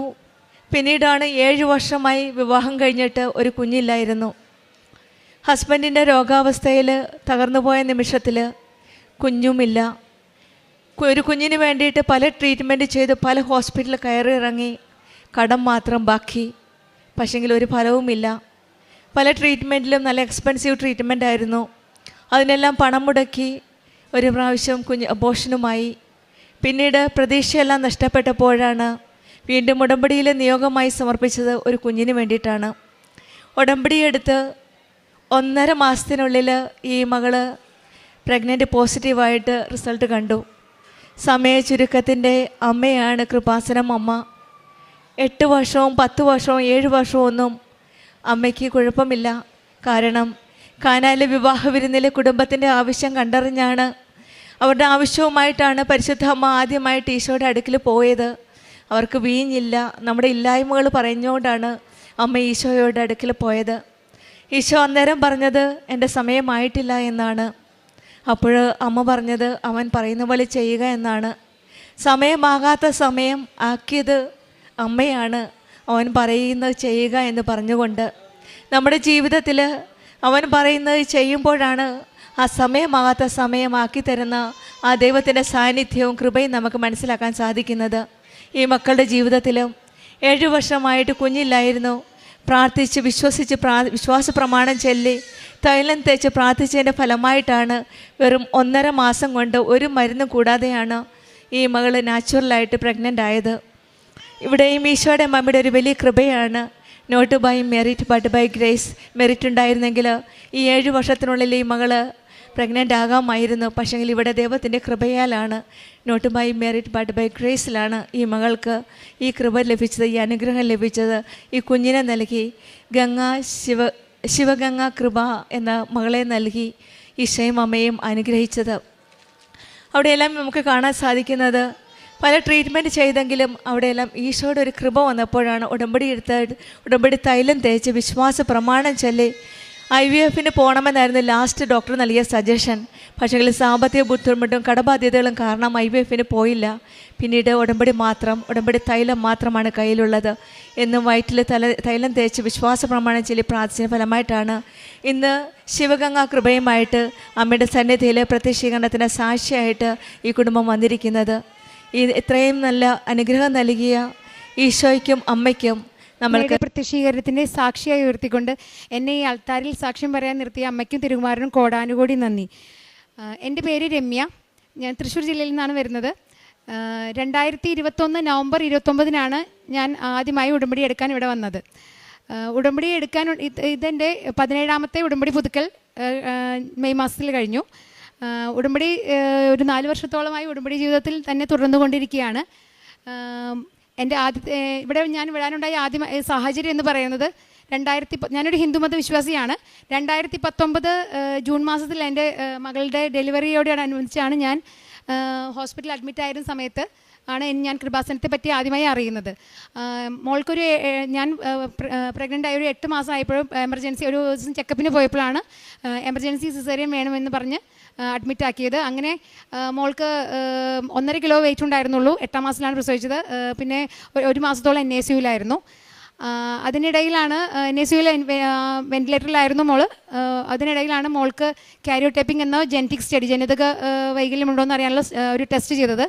അങ്ങനെയാണ് പ്രഗ്നൻസി സമയത്ത് ടെസ്റ്റുകൾ ചെയ്തപ്പോൾ ഒരു വൈകല്യവും അതിലും കണ്ടുപിടിച്ചിരുന്നില്ല. പക്ഷേ ജനിച്ച ശേഷമാണ് മോൾക്ക് ഡൗൺ സിൻഡ്രോം എന്ന ജനിതക വൈകല്യം ഉണ്ടെന്ന് അറിയാൻ സാധിച്ചത്. 1 മാസത്തോളം NICUവിലായിരുന്നു മോൾ. അന്നാണ് ആദ്യമായിട്ട് ജൂബിലി മിഷൻ ഹോസ്പിറ്റലിലെ സിസ്റ്റർമാർ, NICUവിലുള്ള സിസ്റ്റർമാരാണ് എനിക്ക് ആദ്യമായി കൃപാസന മാതാവിനെ പറ്റി പറഞ്ഞ് പത്രം തരുകയും ഉടമ്പടി നേർച്ച വസ്തുക്കൾ മോളുടെ നെറ്റിയിൽ ഉടമ്പടി തൈലം പുരട്ടി കുരിശു വരച്ച് പ്രാർത്ഥിക്കുകയും ഉടമ്പടി നേർച്ച വസ്തുക്കൾ എനിക്ക് തരികയും ചെയ്തു. അങ്ങനെയാണ് ഞാൻ ആദ്യമായി കൃപാസനത്തെ പറ്റിയും മാതാവിനെ പറ്റിയും എല്ലാം അറിയുന്നത്. മോൾക്ക് 1 മാസത്തിന് ശേഷം ഡിസ്ചാർജായി വീട്ടിൽ കൊണ്ടുപോയി. അന്ന് മുതൽ ഞാൻ ഉടമ്പടി പ്രാർത്ഥന, പ്രത്യക്ഷീകരണ പ്രാർത്ഥന, ഉടമ്പടി പ്രാർത്ഥനയും ജപമാലയെല്ലാം ചൊല്ലാൻ തുടങ്ങിയിരുന്നു. പിന്നെ മോൾക്ക് ഒരു 6 മാസത്തോളം മോളെ പുറത്ത് കൊണ്ടുപോവുകയൊന്നും ചെയ്തിരുന്നില്ല. അങ്ങനെ പ്രീ ടൈം ആയിരുന്നുകൊണ്ട്, അങ്ങനെ ആയിരുന്നതുകൊണ്ട് തന്നെ എനിക്ക് ഇവിടെ വരാനോ ഉടമ്പടി എടുക്കാനോ ഒന്നും സാധിച്ചിരുന്നില്ല. പിന്നെ നെക്സ്റ്റ് 2020 ആയപ്പോഴേക്കും മോൾക്ക് 1 വയസ്സ് കഴിഞ്ഞപ്പോഴേക്കും ലോക്ക്ഡൗൺ ആയി, കൊറോണയായി, ലോക്ക്ഡൗൺ ആയി. അതിനുശേഷം ഇവിടെ 2020 ഞാൻ ഓൺലൈൻ ഉടമ്പടി എടുക്കുന്നുണ്ടായി. അതിനുശേഷം 2021 ഇവിടെ വന്ന് തീർത്ഥാടന ഉടമ്പടി എടുത്ത് അന്നാണ് 2021 നവംബറിലാണ് ഞാൻ ആദ്യമായി തീർത്ഥാടന ഉടമ്പടി എടുക്കുന്നത്. അന്നത്തെ സാഹചര്യം എന്ന് പറഞ്ഞാൽ മോളുടെ മൈൽ സ്റ്റോൺസ്, അതായത് കമിഴിൽ, മറയിൽ, അങ്ങനെ എല്ലാ മൈൽ സ്റ്റോൺസ് എല്ലാം ഭയങ്കര ഡിലേ ആയിരുന്നു. ഉടമ്പടി സമർപ്പിച്ചതിന് ശേഷം 2.5 വയസ്സായി. ആ സമയത്താണ് ഉടമ്പടി സമർപ്പിക്കുന്നത്. മോളുടെ നിയോഗങ്ങൾ സമർപ്പിച്ചത് അന്നാണ്. അതിനുശേഷമാണ് മോൾ നടക്കാൻ തുടങ്ങിയത്. പിന്നെ മോളുടെ ജീവിതത്തിൽ ഓരോ മൈൽ സ്റ്റോൺസ് എല്ലാം കുറേശ്ശെ ഡെവലപ്പ് ചെയ്തു. അങ്ങനെയാണ് ഞങ്ങൾ ഉടമ്പടി ജീവിതത്തിൽ ഇങ്ങനെ പോയിക്കൊണ്ടിരിക്കുകയാണ്. അതിനുശേഷം ഇപ്പോൾ ഇത് എൻ്റെ 8ാമത്തെ സാക്ഷ്യമാണ് ഞാൻ ഈ പറയുന്നത്. ഇതിനിടയ്ക്ക് എനിക്ക് വേറെ കുറേ അനുഗ്രഹങ്ങളൊക്കെ ലഭിച്ചിട്ടുണ്ട്. അത് 7 സാക്ഷ്യങ്ങളായി. എനിക്ക് ഗവൺമെൻറ് ജോബ് ലഭിച്ചത്, അതിന് ട്രാൻസ്ഫർ ലഭിച്ചത്, അതേപോലെ എൻ്റെ ബ്രദറിന് ഗൾഫിൽ നിന്ന് വരാൻ 1 വർഷത്തോളം വളരെ തടസ്സങ്ങളൊക്കെ ഉണ്ടായിരുന്നു, തിരിച്ചു വരാൻ ബുദ്ധിമുട്ടുണ്ടായിരുന്നു, അത് ലഭിച്ചത്. അങ്ങനെ വളരെയധികം ചേച്ചിയുടെ മക്കളുടെ പരീക്ഷ വിജയം, അങ്ങനെ കുറേ വളരെയധികം നിയോഗങ്ങൾ ഞാൻ സമർപ്പിച്ചതെല്ലാം ഇവിടെ വന്ന് സാക്ഷ്യം പറയാൻ സാധിച്ചിട്ടുണ്ട്. അങ്ങനെ 7 സാക്ഷ്യം ഞാനിവിടെ പറഞ്ഞിട്ടുണ്ട്. ഇപ്പോൾ ഉടമ്പടി ജീവിതം അന്നു മുതൽ 2021 മുതൽ മുടങ്ങാതെ ഉടമ്പടി പുതുക്കിക്കൊണ്ട് ഉടമ്പടി ജീവിതം തന്നെ നയിച്ചുകൊണ്ടിരിക്കുകയാണ്. ദിവസം തോറും ദിവ്യബലിയിൽ പങ്കെടുത്ത് ഉടമ്പടി നിബന്ധനകളെല്ലാം കൃത്യമായി പാലിച്ചുകൊണ്ട് ഉടമ്പടി ജീവിതം നയിച്ചുകൊണ്ടാണ് പോകുന്നത്. മോളുടെ കാര്യം എന്ന് വെച്ചാൽ ഇപ്പോൾ ഉണ്ടായ സാക്ഷ്യങ്ങൾ എന്ന് വെച്ചാൽ കഴിഞ്ഞ 2026 ജനുവരിയിൽ മോൾക്ക് ഇടയ്ക്ക് ചെസ്റ്റ് ഇൻഫെക്ഷൻ ഉണ്ടാവാറുണ്ട്. പക്ഷേ അന്നത്തെ സമയം മോൾക്ക് ഇൻഫെക്ഷൻ കൂടി. എക്സ്റേ ഹോസ്പിറ്റലിൽ കാണിച്ചപ്പോൾ പറഞ്ഞു അഡ്മിറ്റ് ആക്കണം. എക്സ്റേയിൽ നല്ല കബമുണ്ട്, ചെസ്റ്റിൽ ലങ്സിൽ കബമുണ്ട്, ബ്ലഡ് ടെസ്റ്റിലും കുറേ വേരിയേഷനൊക്കെ ഉണ്ടായിരുന്നു. അപ്പോൾ അഡ്മിറ്റ് ആക്കണം എന്നുള്ള രീതിയിലായിരുന്നു. ഞാൻ ദിവ്യബലിയിൽ സ്ഥിരമായി പങ്കെടുക്കുന്നതുകൊണ്ട് എനിക്ക് മോളെ അഡ്മിറ്റ് ആക്കി കഴിഞ്ഞാൽ അത് ദിവ്യബലി മുടങ്ങും എന്നുള്ളൊരു, പിന്നെ അതേപോലെ പ്രാർത്ഥനയെല്ലാം തടസ്സം വരുന്നൊരു അത് ഞാൻ മാതാവിനോട് സങ്കടം പറഞ്ഞ് പ്രാർത്ഥിക്കുകയുണ്ടായി. അതിൻ്റെ ഫലമായിട്ട് നമ്മൾ നേർച്ച വസ്തുക്കൾ ഉപയോഗിക്കുകയും ലൈറ്റൊക്കെ നേർച്ച വസ്തുക്കൾ വെച്ചാൽ ഉടമ്പടി തൈലം വിശ്വാസപ്രമാണം ചൊല്ലി കുരിശു വരച്ച് ചെസ്റ്റിലും നെറ്റിയിലെല്ലാം കുരിശു വരച്ച് പ്രാർത്ഥിച്ചതിൻ്റെ ഫലമായും ഉടമ്പടി നേർച്ച വസ്തുക്കളായ ഉടമ്പടി ഉപ്പും ഉടമ്പടി തേനും ഉപയോഗിക്കുന്നതിന് ഫലമായി മാത്രമല്ല ലൈറ്റ് ക്യാൻഡിൽ പ്രയർ റിക്വസ്റ്റ് ഇടുകയും ചെയ്തു. ഇതിൻ്റെ ഫലമായി മോൾക്ക് അഡ്മിഷൻ ആവാതെ തന്നെ പൂർണ്ണ സൗഖ്യം ലഭിച്ചു. മാതാവിന് തിരുകുമാരൻ കോടാനുകൂടി നന്ദി. അടുത്ത സാക്ഷി എന്ന് പറയുന്നത് മോൾക്ക് കഴിഞ്ഞ ആഴ്ച മോൾ ഉറങ്ങുന്നതിനിടയിൽ ചെറിയൊരു ബ്ലിസ്റ്റർ ബീറ്റിൽ എന്നൊരു പ്രാണി മോളുടെ കണ്ണിന് മുകളിൽ കടിക്കുകയുണ്ടായി. അത് വളരെ കണ്ണിന് മൊത്തം നീര് വന്ന് ചുവപ്പ് കളറായി അങ്ങനെ ഒരു കണ്ടീഷനായിരുന്നു. വലത് കണ്ണിൻ്റെ ചുറ്റുമായിരുന്നു ഇത് ഉണ്ടായിരുന്നത്. ഇതാണ് മോളുടെ അന്നത്തെ കണ്ടീഷൻ വരുന്നത്. ഇപ്പോൾ ഉടമ്പടി നേർച്ച വസ്തുക്കളും ഞാൻ ഡോക്ടറെ കാണിച്ചിരുന്നെങ്കിലും കലാമിൻ ലോഷൻ അങ്ങനെയൊക്കെ പരട്ടിയാൽ മതിയെന്ന്. പക്ഷേ അതൊന്നും പരട്ടിക്കൊണ്ടൊന്നും മോൾക്ക് ഒരു മാറ്റം ഉണ്ടായില്ല, കൂടുകയാണ് ചെയ്തത്. പക്ഷേ ഉടമ്പടി നേർച്ച വസ്തുക്കൾ ഉപയോഗിച്ചതിൻ്റെ ഫലമായി ഇപ്പോൾ അവൾക്ക് റൈറ്റ് കണ്ണിൻ്റെ അവിടെ ഒരു പാടും ചെറിയൊരു ഇത് മാത്രമേ ഉള്ളൂ, ബാക്കിയെല്ലാം മാറി, പൂർണ്ണമായി മാറി. അവളുടെ അസ്വസ്ഥതകളും ബുദ്ധിമുട്ടെല്ലാം മാറുകയുണ്ടായി. മാതാവിനും തിരുകുമാരനും കോടാനുകോടി നന്ദി. അടുത്ത സാക്ഷി എന്ന് പറയുന്നത് മോള് ഇത് കുറച്ച് ഹൈപ്പറാണ് ചില സമയങ്ങളിൽ, പ്രത്യേകിച്ച് സമ്മർ സീസണിലൊക്കെ ഭയങ്കരമായിട്ട് ചൂട് കൂടുമ്പോൾ കുറച്ച് ഹൈപ്പർ ആക്റ്റീവ് ആകാറുണ്ട്. അത് മോളുടെ ആ ജനിതക വൈകല്യത്തിൻ്റെ ഭാഗമായിട്ടുണ്ടാകുന്നതാണ്. അപ്പോൾ ചൂട് കൂടുന്ന സമയങ്ങളിൽ അവൾ ഇടയ്ക്കിടയ്ക്ക് കുളിപ്പിക്കും കാര്യങ്ങളൊക്കെ ചെയ്യാറുണ്ട്.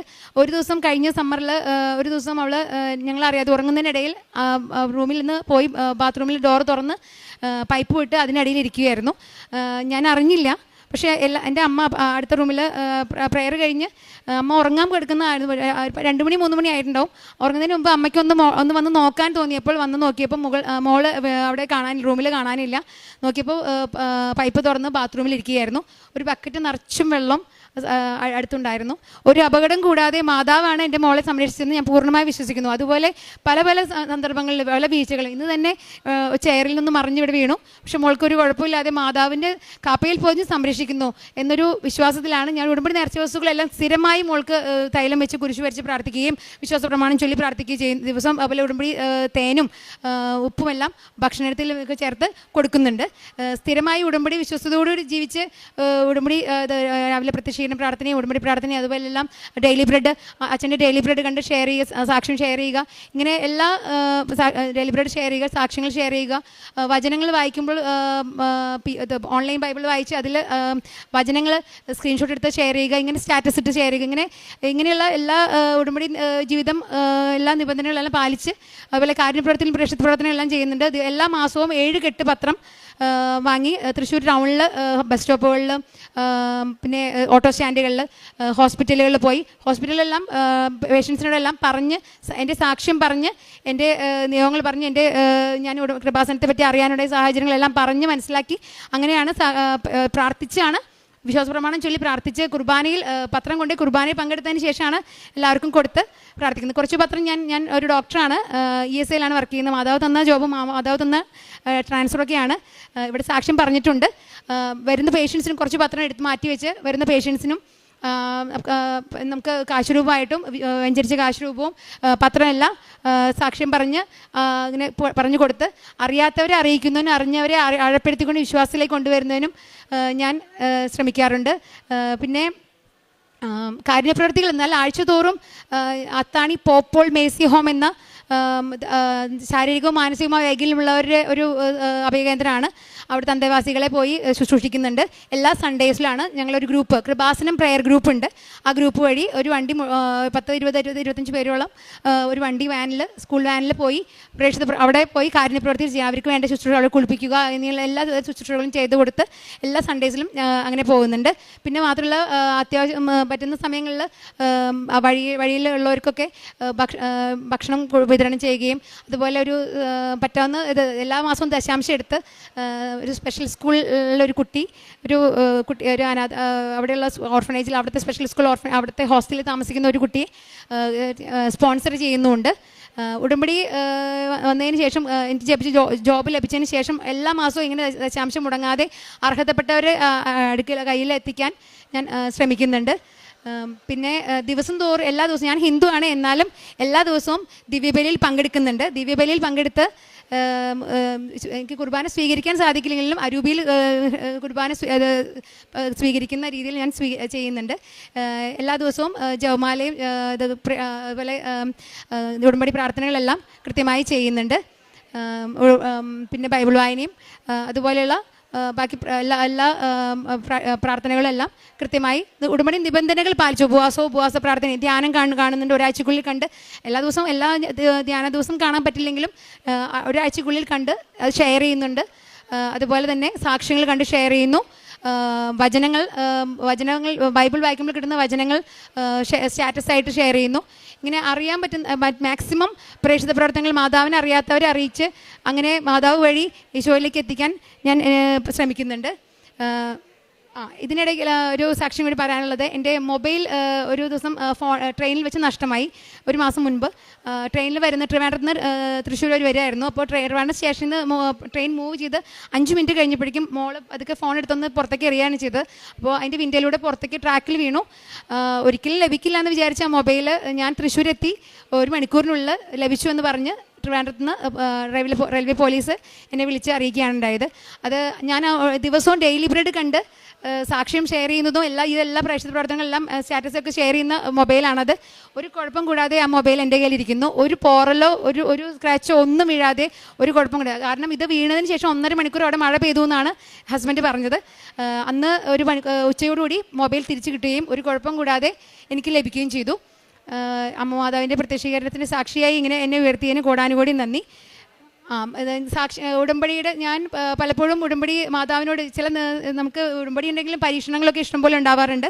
അപ്പോൾ നമുക്ക് എന്തെങ്കിലും വിഷമഘട്ടത്തിൽ നിൽക്കുന്ന സമയങ്ങളിലെല്ലാം പലപ്പോഴും മഴവില്ലിൻ്റെ രൂപത്തിലും പിന്നെ അതേപോലെ മാതാവ് സഞ്ചാരി മാതാവേ വരുന്ന രീതിയിൽ ഏതെങ്കിലും ബസ്സിലോ ഓട്ടോയിലോ അങ്ങനെ എവിടെയെങ്കിലും മാതാവിൻ്റെ ഫോട്ടോയോ അല്ലെങ്കിൽ കാശുരൂപോ കാണുന്ന രീതിയിൽ എൻ്റെ മുൻപിൽ സഞ്ചാരി മാതാവായിട്ട് ഒരു പ്രതിസന്ധിയുള്ള സമയങ്ങളിൽ കാണാറുണ്ട്. അങ്ങനെ എൻ്റെ കൂടെ എപ്പോഴും മാതാവ് ഉണ്ടെന്നുള്ള പൂർണ്ണമായ വിശ്വാസത്തിലാണ് ഞാൻ ഉടമ്പടി ജീവിതം മുന്നോട്ട് പോയിക്കൊണ്ടിരിക്കുന്നത്. ഇനി മരണം വരെ ഉടമ്പടി ജീവിക്കാൻ തന്നെയാണ് ഞാൻ ആഗ്രഹിക്കുന്നത്. ഉടമ്പടി ജീവിതം ഇതുപോലെ തന്നെ ഇതുപോലെയല്ല കുറച്ചും കൂടി തീക്ഷ്ണമായി മറ്റുള്ളവരെ അറിയിക്കാനും വിശ്വാസത്തിൽ മുന്നേറാനും വിചാരിച്ചാണ് ഞാൻ അങ്ങനെയുള്ളൊരു ഉടമ്പടി ജീവിതം തുടരാനാണ് ഞാൻ ആഗ്രഹിക്കുന്നത്. ഇത് ഉടമ്പടി വഴി നമുക്ക് കിട്ടുന്ന അനുഗ്രഹങ്ങൾക്ക് വേണ്ടി മാത്രമല്ല. അനുഗ്രഹങ്ങൾ എന്ന് പറയുന്നത് നമ്മളതിൽ നിയോഗങ്ങൾ എഴുതുന്നത് ആദ്യമെല്ലാം ലൗകിക കാര്യങ്ങൾക്ക് വേണ്ടി നിയോഗം സമർപ്പിച്ചാണ് ഇതാക്കിയിരുന്നത്. പിന്നെ ഉടമ്പടിയിൽ ജീവിച്ചു തുടങ്ങിയപ്പോഴാണ് ഒരു ആത്മീയ ജീവിതത്തിൻ്റെയും ദൈവവിശ്വാസത്തിൻ്റെയും എല്ലാം ഒരു ബോധ്യം നമുക്ക് ലഭിക്കുന്നത്. ഉടമ്പടി ഇപ്പോൾ ഉടമ്പടി ജീവിതം എന്ന് പറയുന്നത് ഇപ്പോൾ നിയോഗങ്ങൾ സമർപ്പിച്ച് അത് പല നിയോഗങ്ങളും നടക്കാറില്ല. അപ്പോൾ അച്ഛൻ ധ്യാനത്തിൽ പറയുന്ന പോലെ നമ്മൾ നടക്കാത്ത നിയോഗങ്ങൾ നടക്കാത്ത ആഗ്രഹങ്ങൾ എന്ന് പറഞ്ഞാൽ അത് നമുക്ക് ദൈവകൃപയ്ക്കും അതുവഴി നിത്യജീവൻ എന്നുള്ളൊരു ലക്ഷ്യമാക്കി ജീവിക്കാനാണ് അത് സമർപ്പിച്ച് പ്രാർത്ഥിക്കാൻ പറയുന്നത്. ഉടമ്പടി ജീവിതം എന്ന് പറയുന്നത് നമ്മുടെ ഈ ലോകത്തിൽ നടക്കുന്ന നമുക്ക് ആവശ്യങ്ങൾ നിറവേറാൻ വേണ്ടിയല്ല. അത് മാതാവ് നമുക്ക് തരും. പക്ഷേ നിത്യജീവൻ ലക്ഷ്യമാക്കി ഒരു ദൈവവിശ്വാസത്തിൽ ഒരു ദൈവസ്നേഹത്തിലും ദൈവവിശ്വാസത്തിലുള്ള ഒരു ജീവിതം സഹജീവികളോട് കരുണ തോന്നാനുള്ള. അപ്പം ഞാൻ തെറാപ്പി സെൻറ്ററിൽ പോകുമ്പോൾ മോളെ അവിടെ ചുറ്റുമുള്ള കുറേ പാരൻസ് മോളെ പോലെ ഉള്ള പലതരം വൈകല്യങ്ങൾ ഓട്ടിസമായിട്ടും അങ്ങനെയുള്ള കുറേ ഹൈപ്പർ ആക്റ്റീവായ കുറേ കുട്ടികളുണ്ടാവും. അവരുടെ പാരൻസൊക്കെ പുറത്തിരിക്കുന്നുണ്ടാവും. അപ്പോൾ അവരൊക്കെ അവരുടെ വിഷമങ്ങളും അവർക്ക് ആർക്കും മാതാവിനെ അറിയാത്തവരുണ്ട്, അറിഞ്ഞു വരാൻ പറ്റാത്തവരുണ്ട്. അവരോടെല്ലാം ഞാൻ പത്രം കൊടുത്ത് എൻ്റെ അനുഭവങ്ങളും സാക്ഷ്യങ്ങളെല്ലാം പറഞ്ഞ് അവർ ഉടമ്പടിയെ പറ്റിയിട്ടെല്ലാം പറഞ്ഞ് അവരെ അങ്ങനെ ഒരു പ്രേക്ഷിത പ്രവർത്തനം കൂടി ഞാൻ ചെയ്യുന്നുണ്ട്. ഞാൻ അനുഭവിച്ചിരുന്ന വേദനകൾ കുറേ വിഷമങ്ങൾ ബുദ്ധിമുട്ടുകളെല്ലാം അതെല്ലാം അവരും അനുഭവിക്കുന്നു എന്നുള്ളത് മനസ്സിലാക്കി അങ്ങനെ മറ്റുള്ളവർക്ക് എത്രയും പെട്ടെന്ന് മാതാവ് വഴി ഈശോയുടെ അടുക്ക് മാതാവ് എത്തിക്കാൻ വേണ്ടി ഞാൻ പ്രേക്ഷിത പ്രവർത്തനങ്ങൾ ചെയ്യുന്നുണ്ട്. ഇത്രയൊക്കെയാണ് എൻ്റെ സാക്ഷ്യങ്ങൾ. എന്നെ ഇത്രയും അനുഗ്രഹിച്ച് 8ാമതൊരു സാക്ഷ്യം പറയാൻ ഈ അൾത്താരിൽ കയറ്റി നിർത്തി മാതാവിനും തിരുകുമാരനും കോടാനുകൂടി നന്ദി.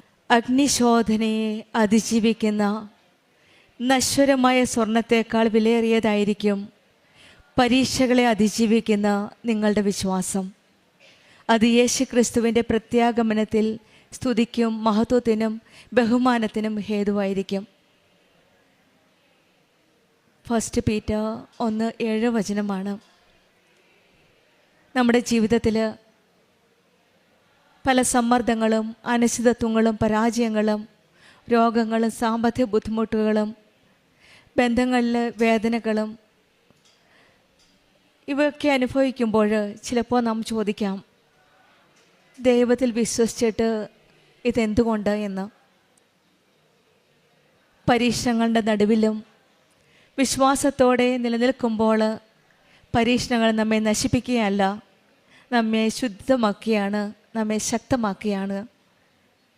ശുദ്ധമാക്കി ശക്തമാക്കുന്ന ഒരു വലിയ പദ്ധതിയാണ് ഉടമ്പടി. ഉടമ്പടി നമ്മുടെ ജീവിതത്തിൽ എല്ലാ പരീക്ഷണങ്ങളിലും ഉറച്ചു നിൽക്കുവാനും വിശ്വാസത്തിൽ ദൈവസന്നിധിയിൽ മഹത്വപ്പെടുത്തുവാനുമുള്ള ഓരോ വഴികളാണ് നമുക്ക് തുറന്നു തരുന്നത്. ഇന്നത്തെ ഓരോ വേദനകളും വിശ്വാസത്തോടെ സ്വീകരിക്കുവാനും വിശ്വാസത്തിൽ വിശുദ്ധിയിലും വിശ്വാസത്തിലും മുന്നോട്ട് പോകുവാനുമാണ് ഉടമ്പടി നമ്മെ ഓരോരുത്തരെയും ക്ഷണിക്കുന്നത്.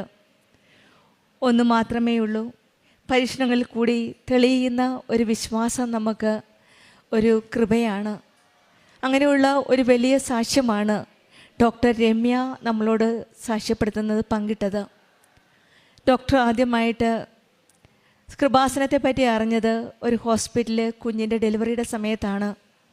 ഡൗൺ സിൻഡ്രോമുള്ള കുഞ്ഞിന് പ്രസവിച്ചതിന് ശേഷം ഈ കുഞ്ഞിന് വേണ്ടിയിട്ട് മറ്റുള്ളവർ പറയുന്നതാണ് കൃപാസനത്തിൽ പോയി പ്രാർത്ഥിക്കുക എന്ന്. പിന്നീട് 2021 ഡോക്ടർ ഇവിടെ വന്ന് പരിശുദ്ധ അമ്മ ജീവനോടെ പ്രത്യക്ഷപ്പെട്ട ഈ ആലയത്തിൽ വന്ന് മരിയൻ ഉടമ്പടി എടുക്കുന്നത്. ഇന്ന് പരിശുദ്ധാമ്മയുടെ പ്രത്യക്ഷീകരണത്തിൻ്റെ സാക്ഷിയായിട്ട് 17 പ്രാവശ്യം പുതുക്കി 8ാമത്തെ സാക്ഷ്യവുമായിട്ടാണ്. പറഞ്ഞ വചനത്തിൽ കേട്ടതുപോലെ അഗ്നിശോധനയെ അതിജീവിക്കുന്ന നശ്വരമായ സ്വർണത്തേക്കാൾ വിലയേറിയതായിരിക്കും പരീക്ഷണങ്ങളെ അതിജീവിക്കുന്ന നിങ്ങളുടെ വിശ്വാസം. വിശ്വാസത്തോടെ ഡോക്ടർ പ്രാർത്ഥിക്കുകയായിരുന്നു. 17 പ്രാവശ്യം പുതുക്കി 8 പ്രാവശ്യം സാക്ഷ്യം പറഞ്ഞു. ഉടമ്പടി ജീവിതത്തിൽ നിലനിൽക്കുന്ന വിശ്വാസപൂർണമായ ഒരു അക്രൈസ്തവ മകളുടെ സാക്ഷ്യമാണ് നാം കേട്ടത്. പിന്നീട് ഉടമ്പടി എടുത്തതിന് ശേഷമാണ് ഈ മകളുടെ ജീവിതത്തിൽ പല മാറ്റങ്ങൾ നടന്നത്. മൈൽ സ്റ്റോണെല്ലാം ഡിലേ ആയിരുന്നു, പക്ഷേങ്കിൽ കുട്ടി നടക്കുവാൻ തുടങ്ങി. പിന്നീട് ആയുർവേദ ഡോക്ടറായ ഈ ഡോക്ടറിന് ഒരു ESI ഹോസ്പിറ്റലിൽ പെർമനൻറ്റ് ജോബ് കിട്ടുകയും ട്രാൻസ്ഫർ ആഗ്രഹിച്ച സ്ഥലത്തേക്ക് വീടിൻ്റെ അടുത്ത് തന്നെ ട്രാൻസ്ഫർ കിട്ടുകയും ബ്രദറിന് നല്ല ജോലി ലഭിക്കുക, അങ്ങനെ പല സാക്ഷ്യങ്ങളും ഇപ്പോൾ പറഞ്ഞു കഴിഞ്ഞു. ഇന്ന് പറയുന്ന സാക്ഷ്യത്തിൽ കേട്ടത് ചെസ്റ്റ് ഇൻഫെക്ഷനായിട്ട് ബ്രോങ്കൈറ്റിസ് ന്യൂമോണിയ ബാധിച്ച ഈ മകൾക്ക് വേണ്ടി പ്രാർത്ഥിച്ചു. ഉടമ്പടി തൈലം തേച്ച് light A candle prayer request ഇട്ട് പ്രാർത്ഥിച്ചതിൻ്റെ ഫലമായിട്ട് മകൾക്ക് പൂർണ്ണമായിട്ട് രോഗസൗഖ്യം ലഭിച്ചെന്നും സമ്മർ ഹീറ്റിൽ ഒരു ദിവസം കുട്ടി ആരും അറിയാതെ ബാത്റൂമിൽ രാത്രിയിൽ പോയി ഒരു ബക്കറ്റ് നിറച്ച് വെള്ളമുണ്ടായിരുന്ന ആ റൂമിൽ സമയം ചെലവഴിക്കുകയും അവിടെ ഈശോയുടെയും അമ്മയുടെയും ഒരു സാന്നിധ്യം, അതായത് പെട്ടെന്ന് അമ്മയ്ക്കൊരു വെളിപ്പെടുത്തൽ പോലെ പോയി നോക്കുവാനുള്ള ഒരു ആഗ്രഹം ലഭിക്കുകയും അങ്ങനെ പോയി നോക്കുമ്പോൾ കുഞ്ഞിനെ അവിടെ ഇരിക്കുന്ന കണ്ട് അവിടെ ഒരു വലിയൊരു സംരക്ഷണമാണ് ഈശോയും അമ്മയും കരുതി കൊടുത്തത്. പിന്നീട് ഈ കുട്ടിക്ക് ബ്ലിസ്റ്റർ ബീറ്റിൽ എന്ന ഒരു പ്രാണിയുടെ ബൈറ്റ് വരികയും പിന്നീട് അതൊരു നമുക്കറിയാം പൊള്ളൽ വന്ന് ഒരു കുമിള വരുന്ന ഒരു സ്ഥിതിയാണ്. അത് കണ്ണിൻ്റെ അകത്ത് വീണിരുന്നെങ്കിൽ ഉള്ള സ്ഥിതി ഒന്ന് ആലോചിച്ച് നോക്കിക്കേ. ഇത് കണ്ണിന് പുറത്ത് വളരെ അതായത് ഈ ബ്ലിസ്റ്റർ ബീറ്റിൽ എന്ന ആ പ്രാണി കടിക്കുമ്പോൾ കാന്താരിഡിൻ എന്ന ഒരു രാസവസ്തുവാണ് തൊലിയിൽ പതിയുന്നത്. അപ്പോഴാവത്തിൽ നിന്ന് തൊലിയിലെ ഒരു കുമിളകളും പൊള്ളലും വന്ന് വളരെ ഒരു ബുദ്ധിമുട്ടുള്ള ഒരു വളരെ പ്രയാസമേറിയ ഒരു സ്ഥിതിയിൽ കൂടെ കടന്നു പോവുകയാണ്. അവിടെയും ഈശോയും അമ്മയും സംരക്ഷിക്കുകയാണ് ഈ മകളെ. അത് കണ്ണിൻ്റെ പുറത്താണ് വീണത്, പക്ഷേങ്കിൽ ഉടമ്പടി തൈലം തേച്ച് പ്രാർത്ഥിച്ചതിൻ്റെ ഫലമായിട്ട് അവിടെയും ഈശോയും അമ്മയും സൗഖ്യപ്പെടുത്തുകയാണ്. ട്രിവാൻഡ്രം ടു തൃശ്ശൂർ ട്രാവൽ ചെയ്തപ്പോൾ നമുക്കറിയാം ഒരു ചെറിയ വസ്തു പോലും ട്രെയിനിൽ നിന്ന് വീണു പോയാൽ ഉള്ള അവസ്ഥ. അവിടെയും ട്രെയിനിൽ നിന്ന് പോയ ഒരു മൊബൈൽ അവിടെ ഏത് രീതിയിലും അത് കിട്ടുവാൻ സാധ്യതയില്ല, കിട്ടിയാൽ തന്നെയും അതിൻ്റെ സ്ഥിതി നമുക്കറിയാം. പക്ഷേങ്കിൽ അവിടെയും വലിയൊരു സംരക്ഷണമാണ്. കുഞ്ഞ് ട്രെയിനിൻ്റെ ജനലിൽ കൂടെ എടുത്തെറിഞ്ഞ മൊബൈൽ ആയിട്ടാണ് ഇന്ന് പരിശുദ്ധമ്മയുടെ സന്നിധിയിൽ വന്നിരിക്കുന്നത്. മൊബൈലിനൊരു കുഴപ്പവുമില്ലാതെ അവിടെയും അമ്മയുടെ ഒരു വലിയ സംരക്ഷണമാണ്. ഉടമ്പടി മക്കളുടെ ജീവിതത്തിൽ നാം കാണുന്നത് എവിടെ പോയാലും എന്തിനു പോയാലും ഉടമ്പടി തൈലം തേച്ച് പ്രാർത്ഥിച്ച് വിശ്വാസ പ്രമാണം ചൊല്ലിയാണ് നാം പോകുന്നത്. അവിടെയെല്ലാം നമുക്ക് സംരക്ഷണമാണ്. ഈ ഡോക്ടറിൻ്റെ ജീവിതത്തിലും എവിടെ പോയാലും എന്തിനു പോയാലും എവിടെയൊക്കെയെല്ലാം ഈശോയുടെ ഒരു സാന്നിധ്യവും സംരക്ഷണവുമാണ്. ഈ ഡോക്ടർ പറഞ്ഞതുപോലെ തന്നെ അന്ന് നല്ല 1.5 മണിക്കൂറോളം ആ സ്ഥലത്ത് മഴയുണ്ടായിരുന്നു. ഒരു മൊബൈൽ വെള്ളത്തിൽ വീണുള്ള സ്ഥിതി എന്താണ്, അതും ട്രെയിനിൽ നിന്ന് വീണ ഒരു മൊബൈൽ. അവിടെയെല്ലാം ഒരു വലിയ സംരക്ഷണമാണ്. എല്ലാ കാര്യത്തിലും എല്ലാ രീതിയിലും സഞ്ചാരി മാതാവ് കൂടെയുള്ള ഒരു അവസ്ഥയാണ് ഈ ഡോക്ടറിൻ്റെ ജീവിതത്തിൽ. എപ്പോഴും കൂടെ യാത്ര ചെയ്യുന്ന അമ്മയുടെ ആ സാന്നിധ്യം, ഈശോയുടെ കൃപ, കരുണ, അനുഗ്രഹങ്ങൾ. പ്രേക്ഷിത പ്രവർത്തനമായിട്ട് 7-8 പത്രം വാങ്ങും, എല്ലാ സ്ഥലങ്ങളിലും പോവും. സ്റ്റാറ്റസ് നോക്കാതെ ഡോക്ടറായ ഈ സഹോദരി ബസ് സ്റ്റാൻഡിൽ പോയി പത്രം കൊടുക്കുമ്പോൾ ആൾക്കാർ എന്ത് വിചാരിക്കും?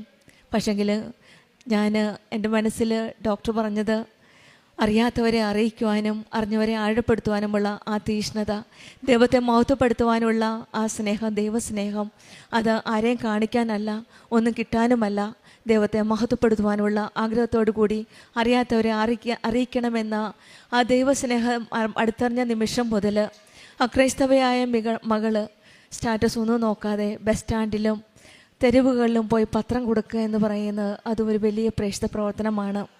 ESI ഗവൺമെൻറ് ഹോസ്പിറ്റലിൽ ജോലി ചെയ്യുന്ന ഈ ഡോക്ടർ തെരുവിൽ പോയി പേപ്പർ കൊടുക്കുന്ന ആ സ്നേഹം, ആ ദൈവസ്നേഹമാണ്. അതും അക്രൈസ്തവയായ ഈ മകളുടെ ദൈവസ്നേഹം. അതിൽ കൂടെയൊക്കെ ആവാം ഈശോയും അമ്മയും ഒത്തിരി അനുഗ്രഹങ്ങൾ കൊടുക്കുന്നത്. കാരുണ്യ പ്രവർത്തികൾ കൃപാസനം പ്രെയർ ഗ്രൂപ്പിൽ അംഗമായിട്ട് അവിടെ ചെന്ന് അനാഥ മന്ദിരത്തിലൊക്കെ മറ്റുള്ളവരെ ആ ഗ്രൂപ്പിൽ കൂടിയാണ് എല്ലാ സൺഡേയിലും പോയി അവരെ കുളിപ്പിക്കുകയും മറ്റുള്ളവരെ സഹായിക്കുകയും ആരുമില്ലാത്തവരെ സ്നേഹത്തോടെ സഹായിക്കുകയൊക്കെ ചെയ്യുന്നത്. അതും ഉടമ്പടി മക്കളുടെ ജീവിതത്തിൽ മാത്രം കാണുന്നതാണ്. തന്നെയുമല്ല പലവരെയും സഹായിക്കുന്നുണ്ട്. എൻ്റെ കുട്ടി ഇങ്ങനെ ആയതുകൊണ്ട് മറ്റു കുട്ടികളെയും സഹായിക്കുന്നു. ഒരു കുട്ടിയെ, അതും ഡിഫറൻ്റ്ലി ഏബിൾഡായ ഒരു കുട്ടിയാണ് സഹായിക്കുന്നത്. കഴിഞ്ഞ മൂന്ന് വർഷമായിട്ടാണ് അങ്ങനെ മറ്റുള്ളവരെ സഹായിക്കുകയും ഉടമ്പടി ജീവിതത്തിൽ വന്നത് പിന്നെയാണ് മറ്റുള്ളവരെ കാരുണ്യ പ്രവർത്തികളിൽ കൂടെ ദൈവസ്നേഹം. നമ്മൾ പറയും ഈ കുഞ്ഞിനെയുമായിട്ട് ഞാൻ എങ്ങനെയാണ് കാരുണ്യ പ്രവർത്തികൾ ചെയ്യുന്നത്, പ്രായം ചെന്ന അച്ഛനും അമ്മയും വീട്ടിലുള്ളപ്പോൾ എങ്ങനെ ഞാൻ കാരുണ്യ പ്രവർത്തികൾ ചെയ്യുമെന്ന്. പക്ഷെങ്കിൽ ഡോക്ടറായ ഈ സഹോദരി ഒരു നല്ലൊരു ഡോക്ടറാണ്, ജോലി ചെയ്യുന്നു. പിന്നെ ഡൗൺ സിൻഡ്രോമുള്ള ഒരു മകളുണ്ട്. പക്ഷെങ്കിൽ അവിടെയെല്ലാം കാണുന്ന ആ ദൈവസ്നേഹം, അടുത്തറിഞ്ഞ ആ വിശ്വാസം, മറ്റുള്ളവർക്ക് പങ്കിടാനുള്ള ആ തീഷ്ണത, അതെല്ലാം മറികടന്നാണ് ഡോക്ടർ സമയം കണ്ടെത്തുന്നത് മറ്റുള്ളവരെ സഹായിക്കാനും കാരുണ്യ പ്രവർത്തികൾ ചെയ്യുവാനും. കൃപാസനം ഗ്രൂപ്പിൽ നിന്ന് മറ്റു സൺഡേസിലാണ് അവധിയുള്ളത്. അന്നും ഈ കുട്ടിയെ കൂടെ കൊണ്ടാണ് മറ്റു കാരുണ്യ പ്രവർത്തികളൊക്കെ ചെയ്യുന്നത്. അതൊക്കെ ഒരു അക്രൈസ്തവമായ ഒരു സഹോദരി ചെയ്യുമ്പോൾ ഈശോയും അമ്മയും എങ്ങനെ കാണാതിരിക്കും? അതുകൊണ്ട് തന്നെയാണ് ഈ മകൾ പറയുന്നത്, ഈ മകളുടെ ജീവിതത്തിൽ ഡൗൺ സിൻഡ്രോമുള്ള ഒരു മകളുണ്ട് കൂടെ. പക്ഷെങ്കിൽ ഉടമ്പടിയിൽ വന്നത് പിന്നെ എനിക്കെല്ലാം സ്വീകരിക്കുവാനും അക്സെപ്റ്റ് ചെയ്യാനുള്ള ഒരു മനസ്ഥിതിയും പിന്നെ എല്ലാം തരണം ചെയ്യാനുള്ള ഒരു ധൈര്യവും ഒരു കോൺഫിഡൻസും എല്ലാം ഈശോയുടെ അമ്മയോടും ചേർന്ന് വന്നതിൽ പിന്നെയാണ്. ഉടമ്പടി ജീവിതത്തിൽ വന്നപ്പോൾ വിശുദ്ധിയിൽ ജീവിച്ച് നിത്യജീവനിൽ പ്രത്യാശ അർപ്പിച്ച് കൂടുതൽ ഈശോയുടെ അമ്മയോടും ചേർന്ന് നിന്ന് ഭൗതികമായിട്ട് മാത്രമല്ല, നിയോഗത്തിൽ മാത്രമല്ല ഞാൻ കോൺസെൻട്രേറ്റ് ചെയ്യണത്, ആ ദൈവത്തോട് ചേർന്ന് നിന്നുള്ള ഒരു നിത്യത വരെയുള്ള ഒരു ജീവിതമാണ് ഞാൻ ആഗ്രഹിക്കുന്നതെന്നാണ് ഈ മകൾ സാക്ഷ്യപ്പെടുത്തുന്നത്. ബൈബിൾ വചനവും ബൈബിള് അരൂപിയിൽ കുർബാന എല്ലാ ദിവസവും കൂടും. ഞാൻ ചോദിച്ചു, ഒരു ദിവസം കുർബാന കൂടിയില്ലെങ്കിൽ എന്ത് ചെയ്യുമെന്ന്. പിറ്റേ പ്രാവശ്യം 2 പ്രാവശ്യം കുർബാന കൂടുമെന്നാണ്. ഈ അക്രൈസ്തവയായ ഈ സഹോദരി ഒരു ദിവസം കുർബാന മിസ് ചെയ്തെങ്കിൽ പിന്നീട് ഒരിക്കൽ 2 കുർബാന ഒരേ ദിവസം കൂടി അത് കവറപ്പ് ചെയ്യുമെന്നാണ് പറഞ്ഞത്. അതും കുർബാന സ്വീകരിക്കാതെ മറ്റുള്ളവർ കുർബാന സ്വീകരിക്കുമ്പോൾ ഞാൻ അരൂപിയിൽ കുർബാന സ്വീകരിക്കുമെന്നാണ് ഈ മകളുടെ ആ ദൈവത്തിനോട് ചേർന്ന് നിൽക്കുന്ന ആ സ്നേഹം. ഇതാണ് നാം കേട്ട വചനത്തിൽ അഗ്നിശോധനയെ അതിജീവിക്കുന്ന നശ്വരമായ സ്വർണത്തേക്കാൾ വിലയേറിയതാണ് പരീക്ഷണങ്ങൾ ജീവിതത്തിൽ വന്നുകൊണ്ടേറും. പരീക്ഷണങ്ങൾക്ക് ഒരു കുറവുമില്ല, പ്രത്യേകിച്ചും ഈ ഡൗൺ സിൻഡ്രോമുള്ള കുട്ടിയെയും കൊണ്ടുള്ള ജീവിതം. പക്ഷെങ്കിൽ ഈ പരീക്ഷണങ്ങളൊക്കെ അതിജീവിച്ച് ജീവിതത്തിൽ വിശ്വാസത്തോടെ ജീവിക്കുന്ന കൃപാസനം ഉടമ്പടിയിൽ 17 പ്രാവശ്യം പുതുക്കി ജീവിക്കുന്ന ആ വിശ്വാസമാണ് ഈശോയും അമ്മയെ മഹത്വപ്പെടുത്തുവാനായിട്ട് ഇന്ന് പരിശുദ്ധ അമ്മയുടെ പ്രത്യക്ഷീകരണത്തിൻ്റെ സാക്ഷിയായിട്ട് അമ്മയുടെ സന്നിധിയിൽ വന്നിരിക്കുന്നത്. പലരും ചോദിച്ചിട്ടുണ്ട് എന്ത് കിട്ടിയെന്ന്. പക്ഷേ ഈ സഹോദരി പറയുന്നത് കിട്ടിയെന്നല്ല, ദൈവത്തോട് ചേർന്ന് നിത്യജീവിതത്തിലേക്കുള്ള ആ ജീവിതമാണ്, വിശ്വാസപരമായ ജീവിതമാണ് ഞാൻ നയിക്കുന്നുവെന്നാണ്. ഇന്നത്തെ വേദനകൾ നമ്മുടെ ജീവിതത്തിലും ഒരുപക്ഷെ വേദനകളുടെ നടുവ്, പരീക്ഷണങ്ങളുടെ നടുവിലായിരിക്കാം. പക്ഷേ അതിലൊക്കെ വളരുന്നത് വിശ്വാസം നിത്യമായതാണ്. നമ്മൾ നിലനിൽക്കുന്ന ഒന്ന് മാത്രമേ ഉള്ളൂ, പരീക്ഷണങ്ങളിൽ കൂടി തെളിയുന്ന വിശ്വാസം. പരിശുദ്ധ അമ്മ, കൃപാസനം അമ്മ വേദനയിലൂടെ മഹത്വത്തിലേക്കുള്ള വിശ്വാസയാത്രയിൽ നമ്മെ ഓരോരുത്തരെയും കരം പിടിച്ച് നയിക്കട്ടെ എന്ന് പ്രാർത്ഥിച്ചുകൊണ്ടും കൃപാസന അമ്മയുടെ കരം പിടിച്ച് നമ്മുടെ ഉടമ്പടി ജീവിതവും കൂടുതൽ തീഷ്ണതയോടെ, വിശ്വാസത്തോടെ, ആത്മാർത്ഥതയോടെ മുന്നോട്ട് നയിക്കുവാനുള്ള കൃപയ്ക്കായി നമുക്ക് പ്രാർത്ഥിക്കാം. Not by merit but by grace. ദൈവത്തിൻ്റെ നമ്മൾ വിശ്വാസത്തിലെ ഉടമ്പടി ജീവൻ നയിക്കുമ്പോൾ നമുക്കൊരു പക്ഷേ ഒരു മെറിറ്റുമില്ലായിരിക്കും. പക്ഷെങ്കിൽ ദൈവത്തിൻ്റെ കൃപയുണ്ടെങ്കിൽ എന്ത് പരീക്ഷണമായാലും നമുക്കതൊക്കെ തരണം ചെയ്ത് ജീവിതം മുന്നോട്ട് നയിക്കുവാനുള്ള കൃപ ലഭിക്കുന്നുണ്ട്. ആ കൃപയ്ക്കായി നമുക്ക് പ്രാർത്ഥിക്കാം. ഡോക്ടർ രമ്യയ്ക്കും കുടുംബത്തിൽ ലഭിച്ച ഈശോയ്ക്കും 1000 നന്ദി പറയുന്നു. എൻ്റെ പേര് സന്തോർ, ഞാൻ അങ്കമാലിയിൽ നിന്ന് വരുന്നു. ഇതെൻ്റെ ഭാര്യ നിഷ. ഞാൻ 2025 മെയ് 31 ആദ്യമായി ഇവിടെ വന്ന് ഉടമ്പടി എടുക്കുന്നത്. ഞാൻ ഗൾഫിൽ കുക്കായി ജോലി ചെയ്യുകയാണ്. ഇവിടെ നാട്ടിൽ വന്നതിന് ശേഷം പല പല ബിസിനസ്സുകൾ ചെയ്ത് സാമ്പത്തികമായി വളരെയധികം ബാധ്യതയിലേക്ക് മാറുകയും എൻ്റെ വീടും സ്ഥലമൊക്കെ വിൽക്കേണ്ടി വന്നു. ഇപ്പോൾ വാടകയ്ക്കാണ് താമസിക്കുന്നത്.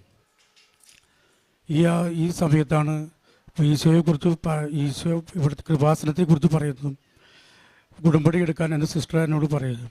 ഞാനൊന്ന് ഉടമ്പടി എടുത്തു. പ്രാർത്ഥനകളൊക്കെ കൃത്യമായി പോയി. അങ്ങനെ ഒരു 1.5 മാസം ഞാൻ കൃത്യമായിട്ട് തന്നെ അത് പാലിച്ചു. പിന്നെ രണ്ടാമതും അത് ഉഴപ്പി. അപ്പോൾ എൻ്റെ ലീവ് തീർന്ന് ഞാൻ തിരിച്ച് ജോലി സ്ഥലത്തേക്ക് ഗൾഫിലേക്ക് പോകുന്ന സമയത്ത് എനിക്ക് ഫ്ലൈറ്റിൽ വെച്ച് ചെറിയൊരു നെഞ്ചുവേദന തുടങ്ങി. അത് കൂടി വന്നു. ഞാൻ വിയർക്കാൻ തുടങ്ങി. എനിക്ക് ആ പ്രശ്നമായി. പക്ഷേ ആരോടും ഞാൻ പറഞ്ഞില്ല. എനിക്ക് മനസ്സിലായി. ഞാൻ ഈ കൃപാസനത്തിൽ വന്ന് ഉടമ്പടി എടുത്ത് അത് ഉഴപ്പിയതിൻ്റെ ഫലമായിട്ടാണ് അങ്ങനെയെന്ന് എനിക്ക് തോന്നി. ഞാൻ മാതാവിനോട് കൂടുതൽ പ്രാർത്ഥിച്ചുകൊണ്ടേയിരുന്നു. അങ്ങനെ ഞാൻ ഒരു കുഴപ്പമില്ലാതെ തന്നെ ഞാൻ ജോലി സ്ഥലത്തെത്തി. കുറച്ച് ദിവസം കഴിഞ്ഞ് ജോലിക്ക് പ്രവേശിക്കുകയും ചെയ്തു. ജോലി ചെയ്ത് കുറച്ച് ദിവസം കഴിഞ്ഞ് തുടങ്ങി പിന്നെയും ആ വേദന വീണ്ടും അനുഭവപ്പെട്ടു. ആ വേദന വീണ്ടും ശക്തിയായി തുടങ്ങി. എനിക്ക് തോന്നി ചിലപ്പോൾ മിക്കവാറും ഞാൻ ഹോസ്പിറ്റലിൽ പോകേണ്ടി വരും, ഭയങ്കര പ്രശ്നങ്ങളായിട്ട് മാറുമെന്നും എനിക്ക് തോന്നി. ഞാൻ വീണ്ടും മാതാവിനോട് പ്രാർത്ഥിച്ചു. ഉടമ്പടിയിൽ പിന്നെയും കണ്ടിന്യൂസ് ആയിട്ട് തുടരാൻ തുടങ്ങി. അതിനുശേഷം എനിക്ക് ആ നെഞ്ചുവേദന പൂർണ്ണമായി വിട്ടുപോയി. പിന്നെ ഇതുവരെ ആ നെഞ്ചുവേദന വന്നിട്ടില്ല. പിന്നെ എനിക്ക് ഏറ്റവും കുഴപ്പമുണ്ടായിരുന്നത് എനിക്ക് മദ്യപാനമായിരുന്നു. നല്ലവണ്ണം മദ്യപിക്കുമായിരുന്നു. മദ്യപാനത്തിനൊരു അടിമയായിട്ട് തന്നെ മാറിയായിരുന്നു. ശരിക്കും മദ്യപിക്കുന്ന ആളായിരുന്നു. മദ്യപാനം ഈ പ്രാർത്ഥനയോടൊപ്പം അതും പൂർണ്ണമായി മാറി. പിന്നെ മദ്യപാനത്തിലേക്ക് എനിക്ക് തിരിയേണ്ടി വന്നിട്ടില്ല. എവിടേക്കും അങ്ങനെ ഒരു ആസക്തി, അതിനുള്ള ആസക്തി എൻ്റെ നിന്ന് വിട്ടുപോയി. അത് മാതാവിൻ്റെ ഈ അനുഗ്രഹത്താലാണ്. അതുപോലെ തന്നെ ഞാൻ വിവാഹം കഴിച്ചിട്ടുണ്ടായിരുന്നില്ല. എനിക്ക് വയസ്സ് 48. എനിക്കൊരു വിവാഹത്തിൻ്റെ കാര്യം ഞാൻ ഉടമ്പടിയിൽ എഴുതിയിട്ടുണ്ടായിരുന്നു. അത് ദൈവത്തിൻ്റെ അനുഗ്രഹം കൊണ്ട് ഈ മദ്യപാനമൊക്കെ നിന്ന് പ്രാർത്ഥനയിൽ മുഴുകുന്ന സമയത്ത് തന്നെ എനിക്ക് അവിടെ നിന്ന് തന്നെ വെച്ച് ഒരു ആലോചന വന്നു. അത് ഞാൻ വീട്ടിൽ പറയുകയും വീട്ടുകാർ തമ്മിൽ ആലോചിച്ച് അതിന് ഡേറ്റൊക്കെ ഉറപ്പിച്ചു. അതിനുശേഷമാണ് അവിടെ ഗൾഫിൽ യുദ്ധം വന്നത്. ഞാൻ ടിക്കറ്റ് വരെ എടുത്തു. നാട്ടിലേക്ക് വരാൻ പറ്റുമെന്ന് എനിക്ക് ഉറപ്പുണ്ടായിരുന്നില്ല. ആ ടിക്കറ്റ് എടുത്തിട്ട് അത് ക്യാൻസലാവുമെന്നാണ് എല്ലാവരും പറഞ്ഞത്. ആ ഫ്ലൈറ്റിന് പോകാൻ പറ്റില്ല എന്ന് പറഞ്ഞു. പക്ഷേ മാതാവിനോട് പ്രാർത്ഥിച്ചു. മാതാവ് കൊണ്ടുവന്ന ആലോചന ആണെങ്കിൽ മാതാവ് നടത്തി തരുമെന്ന് ഞാൻ പ്രാർത്ഥിച്ചു. അങ്ങനെ പ്രാർത്ഥനയുടെ ഫലമായിട്ട് എനിക്ക് നമ്മുടെ ഒരു സുഹൃത്ത് എന്നെ വിളിച്ചു. നിനക്ക് ആ ഫ്ലൈറ്റിൽ തന്നെ പോകാൻ പറ്റും, ആ ഫ്ലൈറ്റിലൊന്ന് കോൺടാക്റ്റ് ചെയ്താൽ മതി, ആ ഓഫീസിൽ കോൺടാക്റ്റ് ചെയ്താൽ മതി. പക്ഷെ ഞാൻ കോൺടാക്റ്റ് ചെയ്തു. അവിടെയും ഒരു പ്രശ്നം, തടസ്സമായൊന്നും. ഞാൻ എടുത്ത ഫ്ലൈറ്റ് ടിക്കറ്റല്ല, ഞാൻ നാട്ടിൽ നിന്ന് ബുക്ക് ചെയ്ത ഫ്ലൈറ്റ് ടിക്കറ്റാണ്. അതും പ്രശ്നമായി. പിന്നെ ഒരു ദിവസമുള്ളൂ, ഈ പറഞ്ഞ ഡേറ്റിന് ഒരു ദിവസമുള്ളൂ. ഈ ടിക്കറ്റ് ക്യാൻസലാവാൻ ഒരു ദിവസം കൂടി ഉള്ളൂ. പിന്നെ ടിക്കറ്റ് എടുക്കണമെങ്കിൽ ലക്ഷങ്ങൾ ചിലവാക്കേണ്ടി വരും. അപ്പോൾ എന്താ ചെയ്യണമെന്ന് പിന്നെ മാതാവിനോട് പ്രാർത്ഥിച്ചിരുന്നു. മാതാവിൻ്റെ അനുഗ്രഹത്താൽ അന്ന് അതിൻ്റെ തലേദിവസം, ഈ പോണതിൻ്റെ തലേദിവസം എനിക്ക് ടിക്കറ്റ് കൺഫേമായി എനിക്ക് വന്നു. ഞാൻ നാട്ടിലെത്തി. ഏപ്രിൽ 15-ാം തീയതി എൻ്റെ വിവാഹം കഴിഞ്ഞു. വിവാഹം കഴിയും നല്ലൊരു ജീവിത പങ്കാളി തന്നതിനും അമ്മയ്ക്കും ഇവിടെ സാക്ഷിയായി, ഈ പ്രത്യക്ഷീകരണത്തിന് സാക്ഷിയായി വന്നതിനും എനിക്ക് അമ്മയ്ക്കും തിരുക്കുമാരനും 1000 നന്ദി പറയുന്നു. കാരുണ്യപ്രവൃത്തിയായിട്ട് ഞാൻ ചെയ്തെന്നുണ്ടെങ്കിൽ അന്നൊക്കെ പത്രം കൊടുക്കുമായിരുന്നു. പത്രം എല്ലാ സ്ഥലങ്ങളിലും എത്തിക്കും. പിന്നെ അനാഥാലയത്തിൽ ഭക്ഷണം കൊടുക്കും. ഇതാണ് ഞാൻ ചെയ്തുകൊണ്ടിരുന്നത്. സങ്കീർത്തനങ്ങൾ 62-ാം അധ്യായം 1 മുതലുള്ള വാക്യങ്ങൾ. ദൈവത്തിൽ മാത്രമാണ് എനിക്ക് ആശ്രയം. അവിടുന്നാണ് എനിക്ക് രക്ഷ നൽകുന്നത്. അവിടുന്ന് മാത്രമാണ് എൻ്റെ അപേക്ഷയിലെയും കോട്ടയും. ഞാൻ കുലുങ്ങി വീഴുകയില്ല. പരിശുദ്ധ അമ്മയുടെ പ്രത്യക്ഷീകരണ സാക്ഷിയായിട്ട് സന്തോഷം കമാലി തൻ്റെ അനുഭവ സാക്ഷ്യം നമുക്ക് മുമ്പിൽ പങ്കുവെക്കുകയായിരുന്നു. ഉടമ്പടി എടുക്കാനുണ്ടായ സാഹചര്യവും ഉടമ്പടി ചെയ്തുകൊണ്ട് ജീവിക്കാമെന്നുള്ള തീരുമാനവുമാണ് പരിശുദ്ധ അമ്മയുടെ സന്നിധിയിൽ വരികയും, എന്നാൽ ഉടമ്പടിക്ക് ശേഷം ഉടമ്പടി ചെയ്തുകൊണ്ട് ജീവിക്കുകയും, എന്നാൽ അതിനിടയിൽ ഉടമ്പടിയിൽ നിന്ന് മാറുകയൊക്കെ ചെയ്യുന്നുണ്ട്. എന്നാൽ പരിശുദ്ധ അമ്മയുടെ സംരക്ഷണം ഈ സന്തോഷത്തിനോടൊപ്പം കൂടെ ഉണ്ടായിരുന്നു എന്ന് തന്നെയാണ് ഒരു ചെറിയ നെഞ്ചുവേദന വന്നെങ്കിലും അത് ഉടമ്പടി നേർച്ച വസ്തുക്കളോട് ചേർത്ത് വെച്ചുകൊണ്ട് അത് മാറുകയും അതേ തുടർന്ന് കടന്നു പോകുമ്പോഴും പരിശുദ്ധ അമ്മ ഈ മകനെ തൻ്റെ ജീവിതത്തിലേക്ക് തിരിച്ചു കൊണ്ടുവന്നത് തൻ്റെ തന്നെ ജീവിതത്തിലെ വലിയൊരു മദ്യപാനം നാശത്തെ പൂർണ്ണമായിട്ട് മാറ്റുവാനായിട്ട് ഈ മകന് സാധിക്കുകയൊക്കെ ചെയ്തത് പരിശുദ്ധ അമ്മയോട് ചേർന്ന് കൊണ്ടുള്ള പ്രാർത്ഥനാ ജീവിതം തന്നെയാണ്. അത് ഈ മകൻ പൂർണ്ണമായിട്ടും വാക്കുകളിൽ എടുത്തു പറയുന്നുണ്ട്. ഉടമ്പടിയോട് ചേർന്ന് കൊണ്ട് പൂർണ്ണമായൊരു വിടുതലാണ് മദ്യപാനത്തിൽ നിന്ന് ലഭിക്കുകയുണ്ട്. പൂർണ്ണമായിട്ടും മദ്യപാന വിമുക്തി നേടി ഒരു സന്തോഷകരമായിട്ട് ജീവിക്കുക. അതോടൊപ്പം തന്നെ 48 വർഷമായിട്ട് വിവാഹം നടന്നിട്ടില്ലായിരുന്നു. അതിനോട് ചേർന്നുകൊണ്ട് അമ്മ മാതാവ് നല്ലൊരു ജീവിത പങ്കാളിയെ നൽകി അനുഗ്രഹിക്കുകയും അതിനു മുമ്പായിട്ട് തന്നെ വിവിധങ്ങളായ തടസ്സങ്ങളായിരുന്നു നാട്ടിലേക്ക് പോരുമ്പോഴുണ്ടായിരുന്നത്. ടിക്കറ്റ് ബുക്ക് ചെയ്താണെങ്കിലും ഗൾഫിൽ യുദ്ധം വരുന്നതാണെങ്കിലും അതെല്ലാം നാട്ടിലേക്ക് വരുവാനുള്ളൊരു വലിയ തടസ്സം തന്നെയായിരുന്നു. എന്നാൽ പരിശുദ്ധ മാതാവിൽ ഉറച്ച വിശ്വാസവും അത് പരിശുദ്ധ അമ്മ പല മനുഷ്യരുടെ ഇടപെട്ടുകൊണ്ട് ആ കാര്യങ്ങൾ നേരാക്കി കൊടുക്കുകയും പരിശുദ്ധ അമ്മയുടെ പ്രത്യക്ഷീകരണ സാക്ഷിയായിട്ട് സന്തോഷിനെ അൽത്താരക്ക് മുമ്പിൽ പരിശുദ്ധ പ്രത്യക്ഷീകരണ സാക്ഷിയായിട്ട് നമുക്ക് മുമ്പിൽ അത് വിശ്വാസപൂർവ്വം പറയുവാനായിട്ട് അമ്മ മാതാവ് ഇടവരുത്തി. ഇനി ഈ മകൻ്റെ ജീവിതത്തിൽ മുമ്പോട്ടുള്ള ജീവിതത്തിൽ പരിശുദ്ധ അമ്മയുടെ പ്രത്യക്ഷീകരണ സാക്ഷിയായിട്ട് ഇനിയും ഈ ജീവിതത്തെ മാറ്റണമെന്നൊക്കെ പ്രാർത്ഥിക്കാം.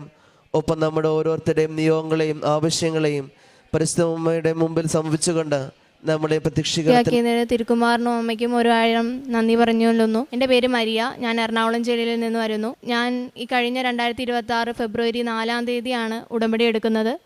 ഞാൻ ആദ്യമായിട്ട് കൃപാസനത്തിൽ വരുന്നത് 2023 ഏപ്രിലാണ്. എൻ്റെ 10ാം ക്ലാസ്സിലെ പരീക്ഷ കഴിഞ്ഞ് നിൽക്കുമ്പോൾ അമ്മയുടെ കൂടെ ആദ്യമായി ഉടമ്പടി എടുക്കാൻ വരുന്നതാണ്. അമ്മ ഇന്നത്തെ ദിവസം 8ാമത്തെ പ്രാവശ്യം ഉടമ്പടി പുതുക്കി. ഞാൻ ഉടമ്പടി എടുക്കാൻ കാരണമായത് എൻ്റെ വിദേശ പഠനമാണ്. ഞാൻ 1 കൊല്ലമായി എൻ്റെ വിദേശ പഠനത്തിന് വേണ്ടി പ്രയത്നിക്കുകയായിരുന്നു. പക്ഷേ ഞാൻ IELTS എഴുതിയിട്ട് എനിക്ക് ഒരു മൊഡ്യൂളിന് മാത്രം സ്കോർ കുറഞ്ഞു പോവുകയാണ്. ബാക്കി എല്ലാത്തിനും ഓവറോൾ സ്കോർ കിട്ടിയിട്ടും എനിക്ക് ഒരു മൊഡ്യൂളിന് മാത്രം എപ്പോഴും സ്കോർ കുറഞ്ഞു പോവുകയായിരുന്നു. അങ്ങനെ 2 പ്രാവശ്യം എഴുതിയിട്ടും എനിക്ക് IELTS പാസ്സാവാൻ കഴിഞ്ഞില്ല. അങ്ങനെ ഞാൻ കൃപാസനത്തിൽ 2026 ഫെബ്രുവരി 4-ാം തീയതി വന്ന് ഉടമ്പടി എടുത്ത് 22ാമത്തെ ദിവസത്തേക്ക്, അതായത് ഫെബ്രുവരി 26-ാം തീയതിയിലേക്ക് ഞാൻ എൻ്റെ PT-യിലെ എക്സാം ബുക്ക് ചെയ്തു. എക്സാമിന് പോകാൻ നേരത്ത് ഞാൻ കാശിരൂപം, തൈലം, ഉപ്പ് എല്ലാം കൊണ്ട് പോയി. ഉപ്പിട്ട് എക്സാം ഹോളിൽ കയറുന്നതിന് മുമ്പ് ആ ബിൽഡിങ്ങിൻ്റെ ഫ്രണ്ടിലേക്ക് കയറുന്നതിന് മുമ്പ് ആ സ്റ്റെപ്പിൽ ഞാൻ ഉപ്പിട്ട് പ്രാർത്ഥിച്ചു. എക്സാം ടൈമിന് ഒരു 2 മണിക്കൂർ വെയിറ്റിംഗ് ടൈം ഉണ്ടായിരുന്നു. ആ വെയിറ്റിംഗ് ടൈമിൽ ഞാൻ മുട്ടിപ്പായിട്ട് നിന്ന് പ്രാർത്ഥിച്ചു. കാരണം വരുന്ന പിള്ളേരുടെ എണ്ണം കുറവാണ്, കിട്ടാൻ വളരെ പാടാണെന്ന് എല്ലാവരും എന്നോട് പറഞ്ഞു. ഞാൻ എടുത്ത സെൻറ്ററും അതുപോലെ പാടുള്ളൊരു സെൻറ്ററായിരുന്നു. അപ്പോൾ ഇതൊക്കെ എനിക്കറിയാവുന്നിട്ട് പോലും ഞാൻ അമ്മേനെ വിശ്വസിച്ച് കാശിരൂപവും ഉപ്പും തൈലവും കൊണ്ട് പോയി എക്സാം എഴുതാൻ കയറി.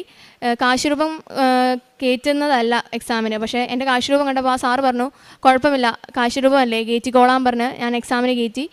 എക്സാം കഴിഞ്ഞ് പിറ്റേ ദിവസം, അതായത് 27-ാം തീയതി അതിരാവിലെ 1:36 എൻ്റെ റിസൾട്ട് വന്നു. PT-ക്ക് എനിക്ക് 90-ൽ 90 കിട്ടി.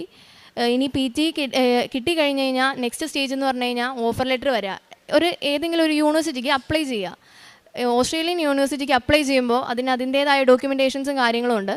അപ്പോൾ ഡോക്യുമെൻറ്റേഷൻ ഞാൻ ഓഫറിന് വേണ്ടി വെച്ചു. ഫെബ്രുവരി ഇൻടേക്ക് കഴിയാതെ ജൂലൈ ഇൻടേക്കിലേക്ക് ഓപ്പൺ ആവില്ല. ആപ്ലിക്കേഷൻസ് അക്സെപ്റ്റ് ചെയ്യില്ല.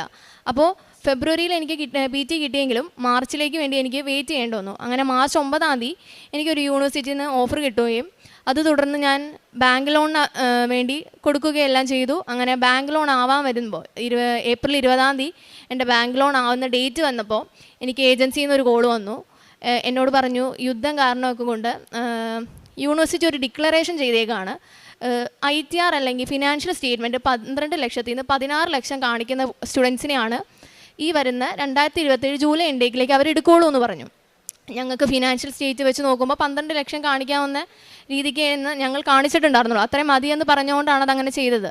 അപ്പോൾ പെട്ടെന്ന് അങ്ങനെ ഒരു ഇത് വന്നപ്പോൾ ഞങ്ങൾ സബ്മിറ്റ് ചെയ്ത് നോക്കട്ടെ, പേപ്പേഴ്സ് സബ്മിറ്റ് ചെയ്ത് നോക്കട്ടെ, നിങ്ങൾ വെയിറ്റ് ചെയ്യാൻ പറഞ്ഞു.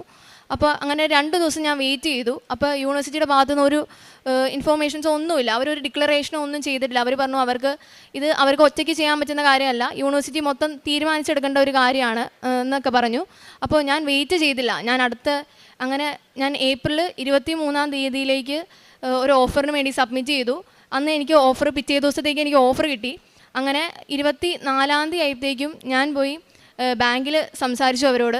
അവർ പറഞ്ഞു നേരത്തെ സാങ്ഷൻ ആക്കി അതേ എമൗണ്ടേ കിട്ടുള്ളൂ, യൂണിവേഴ്സിറ്റി വേണമെങ്കിൽ ചേഞ്ച് ചെയ്ത് തരാമെന്ന് പറഞ്ഞു. അങ്ങനെ യൂണിവേഴ്സിറ്റി ചേഞ്ച് ചെയ്യാൻ ഇത് കൊടുത്തു. മെയ് 8-ാം തീയതിക്ക് മുമ്പ് എനിക്ക് ഫീസ് അടയ്ക്കണം, അല്ലെങ്കിൽ ലോൺ സാങ്ഷൻ ലെറ്റർ കാണിക്കണം. അപ്പോൾ അങ്ങനെ ഒരു ഡേറ്റ് വന്നപ്പോൾ ഇയർ എൻഡ് ആയ കാരണം, ഫിനാൻഷ്യൽ ഇയറിൻ്റെ എൻഡ് ആയ കാരണം ബാങ്കിലൊക്കെ ഓഡിറ്റ് നടക്കുകയാണ്. അപ്പോൾ ഭയങ്കര പാടായിരുന്നു. അവരെനിക്ക് പറഞ്ഞു അത് ആ ടൈമിൽ എന്തായാലും നടക്കില്ല എന്നൊക്കെ പറഞ്ഞ് ഞാൻ യൂണിവേഴ്സിറ്റിനോട് ഒരു ടൈം നീട്ടി ചോദിച്ചു. അവരെനിക്ക് 15-ാം തീയതി വരെ ടൈം തന്നു. പക്ഷേ 15-ാം തീയതിക്ക് മുമ്പ് ഞാൻ സാങ്ഷൻ ലെറ്റർ വെക്കുകയും ചെയ്യണം.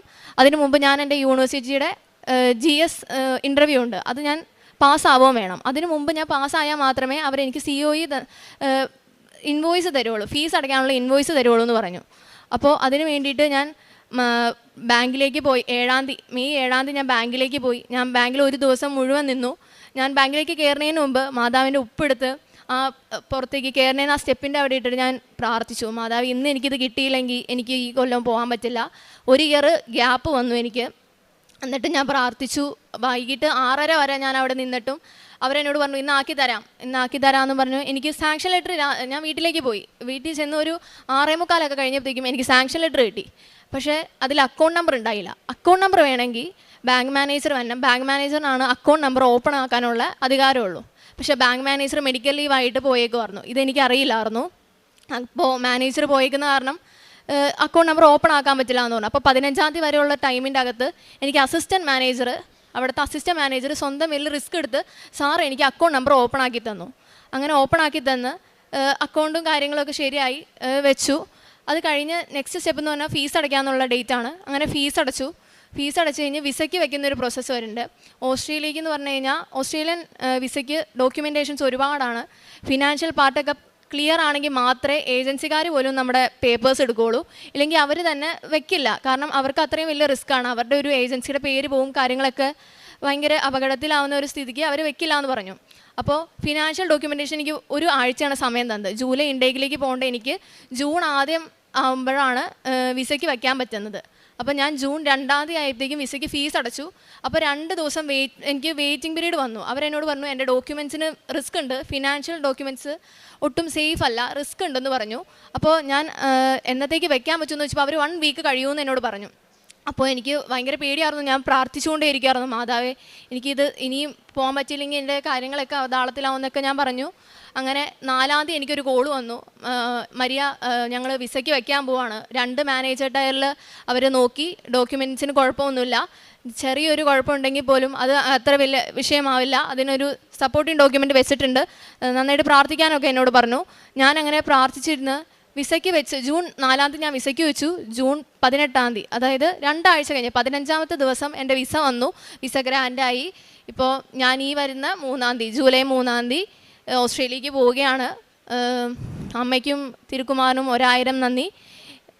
ഇതിൻ്റെ ബാക്കി എൻ്റെ അമ്മയ്ക്കും ഒരുപാട് അനുഭവങ്ങൾ ഉണ്ടായിട്ടുണ്ട്. എൻ്റെ പേര് മിന്നു.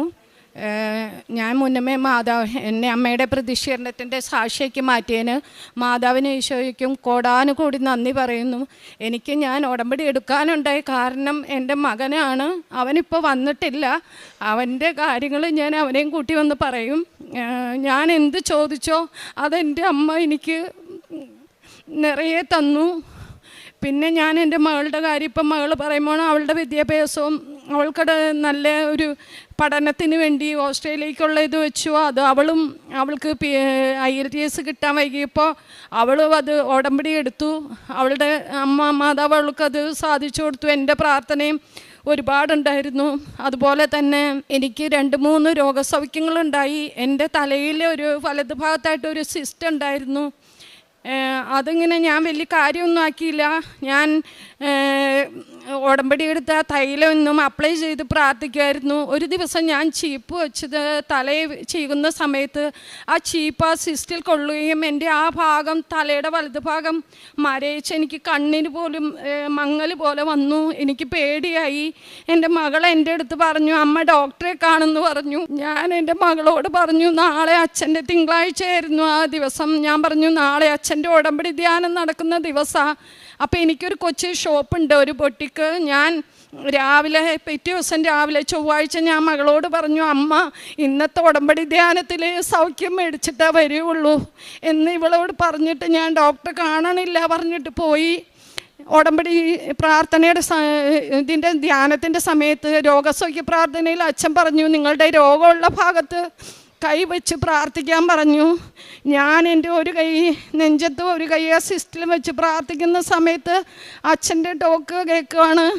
തലയുടെ വലത്ത് ഭാഗത്ത് ഒരു സിസ്റ്റുള്ള മകളെ കർത്താവ് സുഖപ്പെടുത്തുന്നതായിട്ട് കാണുന്നെന്ന്. എൻ്റെ കയ്യിൽ കൂടി ആ ഒരു, എനിക്കറിയില്ല, ഒരു പാട് പോലും ഇല്ലാതെ ആ സിസ്റ്റ് ഒഴുകി എൻ്റെ കയ്യിൽ ചാടിയതായിട്ട് എനിക്ക് അനുഭവപ്പെട്ടു. ഞാൻ കണ്ണാടി നോക്കി ആ ഭാഗം, അവിടെ ആ ഒരു അടയാളം പോലുമില്ല. എൻ്റെ മാതാവിന് ഈശോയ്ക്ക് ഞാൻ കോടാനുകൂടി നന്ദി പറയുന്നു. പിന്നെ എനിക്ക് തന്നത് 25 വർഷമായിട്ട് എൻ്റെ വലത് ഷോൾഡർ ഭയങ്കര വേദനയായിരുന്നു. ഞാൻ ആദ്യമൊക്കെ ഡോക്ടറെ കാണുമായിരുന്നു. ഞാൻ കണ്ട് മടുത്തു. ഞാൻ എന്തെങ്കിലും ചെറുതായിട്ട് ഇങ്ങനെ ഇച്ചിരി കൈ അനക്കുന്ന എന്തെങ്കിലും ജോലി ചെയ്താൽ എനിക്ക് കൂടുതലായിട്ട് വരും. ഞാനിങ്ങനെ പ്രാർത്ഥിക്കും, മാതാവിൻ്റെ തൈലം തൊട്ട് എന്നും പ്രാർത്ഥിക്കുമായിരുന്നു. എനിക്കറിയില്ല, അത് മാറിപ്പോയതുപോലെ ഞാൻ മറന്നുപോയി. എനിക്ക് ആ വേദന പൂർണ്ണമായിട്ടും മാതാവ് മാറ്റിത്തന്നു. അതുപോലെ എൻ്റെ മുട്ടുവേദന, ഞാൻ ഫസ്റ്റിൽ ഇവിടെ ഉടമ്പടി എടുക്കാൻ വരുമ്പോൾ എല്ലാവരും മുട്ടയിൽ നിന്ന് പ്രാർത്ഥിച്ചപ്പോൾ എനിക്കെൻ്റെ മുട്ട് മടക്കാൻ പാടുണ്ടായില്ല. ഞാനിവിടെ ആ അരികത്ത് നിന്ന് ചാരി നിന്നിട്ട് പ്രാർത്ഥിച്ചു, എൻ്റെ മാതാവേ ഇവരൊക്കെ മുട്ടയിൽ നിന്ന് പ്രാർത്ഥിക്കുന്നു, എനിക്കൊന്നും മുട്ട് മടക്കാൻ പോലും പറ്റണില്ല.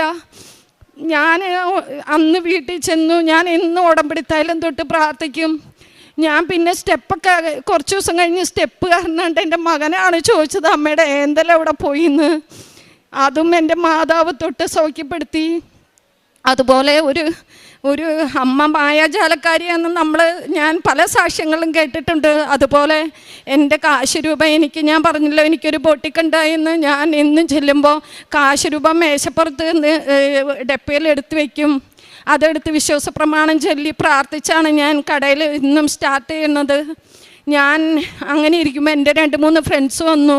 3-4 പേരുണ്ടായിരുന്നു. അവർ സാധനങ്ങളൊക്കെ എടുക്കണതിൻ്റെ ഇടയിൽ ഈ കാശ് രൂപം കണ്ടപ്പോൾ അവർ എന്നെ കളിയാക്കി, നിൻ്റെ ഒരു കൃപാസനം മാതാവെന്ന് പറഞ്ഞിട്ട്. സത്യം പറഞ്ഞാൽ ഞാൻ അവരുടെ കൂടെ ചിരിക്കാൻ കൂടി. അന്നേരം ആ ഒരു വൈബിൽ എന്തോ എനിക്കങ്ങനെ തോന്നി, ചിരിച്ചു. കുറച്ച് നേരം കഴിഞ്ഞപ്പോൾ അവരെല്ലാം പോയി. ഞാൻ എൻ്റെ കാശ് രൂപ എടുത്ത് ബാഗിൽ വയ്ക്കാൻ നോക്കിയപ്പോൾ എൻ്റെ കാശ് രൂപ ഡപ്പയിലില്ല. എനിക്ക് ഭയങ്കര വിഷമമായി. ഞാൻ ഇവരോടും മക്കളോടും പറയുമായിരുന്നു, ഈ കാശ് രൂപ എനിക്ക് കോടി തരാമെന്ന് പറഞ്ഞാലും ഞാൻ ആർക്കും കൊടുക്കൂലെന്ന്. എനിക്ക് മനസ്സിലായി. ഞാൻ കളിയാക്കി, അവരുടെ കൂടെ കളിയാക്കം കൂടിയിട്ടാണ്. ഞാൻ നോക്കി, കടയിലെല്ലാം നോക്കി, കണ്ടില്ല. ഫ്രണ്ട്സിനെ വിളിച്ച് ചോദിച്ചു, നിങ്ങൾ ആരെങ്കിലും എടുത്തോ എന്ന് ചോദിച്ചു. അവരാരും എടുത്തില്ല. നിൻ്റെ ഡപ്പയിൽ തന്നെ ഉണ്ടായിരുന്നു, നീ നോക്ക്. ഞാൻ നോക്കി നടന്ന് കണ്ടില്ല. ഞാൻ അവിടെ ഇരുന്ന് കൈവച്ച് മേശയിലിരുന്ന് ഉറങ്ങിപ്പോയി. ഒരല്പം നേരം കഴിഞ്ഞപ്പോൾ എന്നെ ആരോ തോണ്ടണ മാതിരി തോന്നി. ഞാൻ ഓർത്ത് എൻ്റെ ഏതെങ്കിലും കസ്റ്റമൈസ് ആമെന്ന് കരുതി ഞാൻ നോക്കിയപ്പോൾ ആ ഡപ്പയിൽ തന്നെ ആ കാശ് രൂപ ഇരിക്കണു. ഞാൻ മാതാവിനോട് 100,000 സോറി പറഞ്ഞു. ഞാൻ കളിയാക്കിയത് കൊണ്ട് എനിക്ക് അമ്മ തന്ന ശിക്ഷ. അതുപോലെ എനിക്ക് കുറേ ചെറുതും വലുതുമായ ഒരുപാട് കാര്യങ്ങൾ ഞങ്ങളുടെ ജീവിതത്തിൽ നടന്നു കിട്ടി. ഞാൻ കഴിഞ്ഞ തവണ ഇവിടെ വന്നപ്പോൾ സാക്ഷി എഴുതി കൊടുത്തപ്പോൾ സിസ്റ്ററോട് ഞാൻ പറഞ്ഞു, എനിക്ക് 2 സാക്ഷികളും കൂടി അടുത്ത തവണ പറയാനുണ്ടെന്ന് ഞാൻ ഉറപ്പിച്ച് പറഞ്ഞു. ആ 2ഉം കിട്ടുമെന്ന് ഉറപ്പാണോ എന്ന് ചോദിച്ചു. അതേന്ന് പറഞ്ഞു. ഞാൻ പോയി. 1 എൻ്റെ മകളുടെ വിസയും 2 ഞാൻ എൻ്റെ മകളുടെ വിദേശ പഠനത്തിന് ഒരു പ്രോപ്പർട്ടി സെയിലിനായിട്ടായിരുന്നു. അതും എൻ്റെ മാതാവ് മകൾക്ക് വിസ മന്നേന് 1 ആഴ്ച മുമ്പ് ആ പ്രോപ്പർട്ടിയും വിറ്റു. ഞങ്ങൾക്കൊരു കടവും ബാധ്യതയൊന്നുമില്ലാതെ എൻ്റെ മകള് ഈ 3-ാം തീയതി കയറിപ്പോവുകയാണ്. ഇത്രയൊക്കെ തന്ന മാതാവിന് ഈശോയ്ക്കും കോടാനുകൂടി നന്ദി പറയുന്നു. ഞാൻ കാരുണ്യ പ്രവൃത്തിയായിട്ട് ചെയ്യുന്നത് ഞങ്ങൾ അനാഥാലയങ്ങളിൽ മറ്റ് ഗവൺമെൻറ് ഹോസ്പിറ്റലുകളിലും അതുപോലെ മാനസിക വെല്ലുവിളിയുള്ള പിള്ളേർ താമസിക്കുന്നിടത്തും അവരെ എല്ലാം പോയി ഫുഡ് കൊടുക്കും. പിന്നെ എൻ്റെ അടുത്ത് ആരെങ്കിലും സഹായം ചോദിച്ചു വന്നവരെ ഞാൻ സഹായിക്കും. ഞാൻ ഇവിടുന്ന് ഉടമ്പടി എടുത്ത് പോയ ആ മാസം തന്നെ എൻ്റെ വീടിൻ്റെ അടുത്തുള്ളൊരു അമ്മയ്ക്ക് അവരെ വീട് ഇടിഞ്ഞു പോയി. എന്നിട്ട് ഞാൻ 2 വർഷം അവരെ എൻ്റെ ഔട്ട് ഹൗസിൽ ഒന്നുമില്ലാതെ, ഒരു വാടകയോ ഒന്നുമില്ലാതെ എനിക്ക് പറ്റുന്ന പോലെ അവർക്ക് ഫുഡും സഹായമൊക്കെ ചെയ്ത് അവരെ വീട് പണി പൂർത്തിയാവാൻ ഞങ്ങളും കൂടി സഹായിച്ച് ആൾ സഹായവും ധനസഹായവും ഒക്കെ ആയിട്ട് ചെയ്ത് അവരെ വീട് പണിതിട്ടാണ് ഞാൻ അവരെ ആ വീട്ടിൽ നിന്ന് മാറ്റിയുള്ളൂ. അതെൻ്റെ ഒരു നല്ല കാരുണ്യപ്രവൃത്തിയായിട്ട് എനിക്ക് മനസ്സിന് നിറവുള്ളൊരു കാരുണ്യപ്രവൃത്തിയാണ്. പിന്നെ പ്രേക്ഷിത, പിന്നെ എനിക്ക് മാതാവ് എന്നും ഞാൻ വെളുപ്പിന് 5:30 എണിച്ച് പ്രാർത്ഥിക്കും. 3 ദിവസം എനിക്ക് എണിക്കാൻ പറ്റണില്ല, ഭയങ്കര ക്ഷീണവും മടിയും. ഞാൻ 3-ാമത്തെ ദിവസം കട്ടിലേൽ എണിച്ച് ചെമ്പരം പടിഞ്ഞിരുന്ന് പറഞ്ഞു, മാതാവേ നീ എല്ലാവരെയും വന്ന് വിളിച്ചെണിപ്പിക്കണ്ട്, നിൻ്റെ മുല്ലപ്പൂവിൻ്റെ സുഗന്ധമൊക്കെ എനിക്ക് എപ്പോഴും കിട്ടുന്നുണ്ട്, നീ എൻ്റെ അടുത്ത് വന്നൊന്ന് വിളിച്ചെണിപ്പിക്കുക എന്നെ. ഇന്ന് വെറുതെ എൻ്റെ അമ്മയോട് പാരായം പറയണ മാതിരി ഞാൻ എൻ്റെ മാതാവിനോട് പറഞ്ഞു. പിറ്റേ ദിവസം 5:12 മാതാവിൻ്റെ ഘടികാരം, നെഞ്ചത്ത് ഘടികാരം ചാർത്തി മാതാവ് എൻ്റെ ഡോറിൻ്റെ അവിടെ വന്ന് നിന്നിട്ട് എൻ്റെ കണ്ണ് ഞാൻ തുറന്ന് നോക്കുമ്പോൾ മാതാവ്, എനിക്കറിയില്ല സ്വപ്നമാണോ എന്താണോ, ഞാൻ എൻ്റെ അമ്മയെ കണ്ടു. 5:12 ക്ലോക്കിൽ. ഞാൻ വേഗം ചാടി എണിച്ചു, മാതാവിന് സ്തുതിയും നന്ദിയെല്ലാം പറഞ്ഞു, മാതാവിനെ കണ്ടു. അതുപോലെ എൻ്റെ മകളുടെ വിസ വെച്ച സമയത്ത് 6 പിള്ളേരുടെ വിസ റിജക്റ്റ് ആയിപ്പോയി. ഇവളെപ്പോഴും വന്ന് അവൻ്റെ അടുത്ത് പറയും, അമ്മേ ഇവരുടെയൊക്കെ എത്രയോ പേരുടെ വിസ റിജക്റ്റ് ആയി പോണു, എൻ്റെ വിസ റിജക്റ്റ് ആയി പോവും അമ്മയെന്ന് ചോദിച്ചപ്പോൾ ഞാൻ പറഞ്ഞു, അമ്മയ്ക്ക് ഒരു അടയാളം അമ്മ ചോദിച്ചിട്ടുണ്ട് മോനെ, അമ്മ ഉറപ്പ് തരാം. ഇവൾ പറഞ്ഞതിൻ്റെ 2-ാമത്തെ ദിവസം വെളുപ്പിന് ഞാൻ എൻ്റെ ചുറ്റും മഴവില്ല് സ്വപ്നം കണ്ടു. എനിക്ക് ഉറപ്പായി. ഞാൻ എൻ്റെ മകളുടെ അടുത്ത് പറഞ്ഞു, നീ പേടിക്കണ്ട, അമ്മ നിനക്ക് വിസ തന്ന് നിന്നെ അനുഗ്രഹിക്കുമെന്ന്. ഞങ്ങൾക്ക് ഒരുപാട് അനുഗ്രഹങ്ങൾ മാതാവ് തന്നു. എനിക്ക് എൻ്റെ കുടുംബത്തിനും അനുഗ്രഹിച്ച മാതാവിന് ഈശോയ്ക്കും കോടാനുകോടി നന്ദി പറയുന്നു. പ്രേക്ഷിത പ്രവർത്തനം എന്ന് പറയാനായിട്ട് ഞങ്ങൾ പത്രങ്ങൾ വാങ്ങി എല്ലായിടത്തും, ബസ് സ്റ്റാൻഡുകളിലും ഗവൺമെൻറ് ഹോസ്പിറ്റലുകളിലും എൻ്റെ അയൽവക്കത്തുള്ളവർക്കും, ചിലരൊക്കെ നമ്മളെ വഴക്ക് പറയും, തലതിരിക്കും, എന്നാലും ആദ്യം കാണിച്ച അവഗണനയൊന്നും പിന്നെ ഇല്ല. പിന്നെ നമ്മുടെ അടുത്ത് ചോദിച്ചു വാങ്ങാൻ തുടങ്ങി. എല്ലാവർക്കും പത്രം കൊടുക്കും, പറ്റണ ഇതെല്ലാം. അതുപോലെ നമുക്ക് കിട്ടിയ സാക്ഷ്യങ്ങളെല്ലാം ഓരോരുത്തരോട് പറയും. ഇങ്ങനെ കുറേ നേരം പോയി അവരുടെ അടുത്തിരുന്ന് സംസാരിക്കും. എനിക്ക് പറ്റുമ്പോൾ ഞാൻ എൻ്റെ ഫ്രണ്ട്സിനെയൊക്കെ ഇവിടെ കൊണ്ടുവന്ന് ഉടമ്പടി എടുപ്പിച്ചിട്ടുണ്ട്. എൻ്റെ റിലേറ്റീവ്സ്, എൻ്റെ ആങ്ങളയുടെ വൈഫ് എല്ലാവരും ഉണ്ട്. അവരൊക്കെ ഉടമ്പടി എടുത്തവരാണ്. എനിക്ക് ഉറപ്പാണ്, ഈ മണ്ണിൽ നമ്മൾ കാല് കുത്തിയിട്ടുണ്ടോ നിങ്ങൾ ഒരിക്കലും വിഷമിക്കരുത്.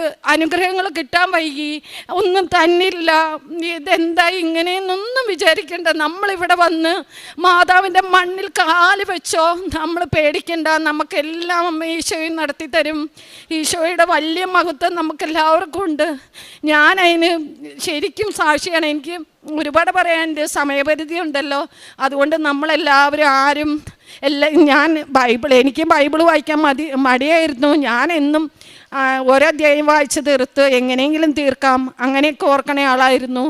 പക്ഷേ എനിക്ക് കിട്ടുന്ന സമയം മൊത്തം ഞാനിരുന്ന് ബൈബിൾ വായിക്കും. നേരത്തെ ഞാൻ യൂട്യൂബ് നോക്കുമായിരുന്നു. ഇപ്പോൾ ഞാനതെല്ലാം കുറച്ചൊന്നല്ല, അതെല്ലാം മാറി. സാക്ഷ്യങ്ങൾ കേൾക്കും, എപ്പോഴും വചനം വായിക്കും. അതുപോലെ തന്നെ ഞാൻ എൻ്റെ അടുത്ത് സംസാരിക്കണവരോട് നമ്മൾ വചനം വായിച്ചു തുടങ്ങുമ്പോൾ നമുക്ക് അവരുടെ അടുത്ത് പറയാനായിട്ട് നല്ല എന്താ പറയണ ഒരു കൃപയാണത്.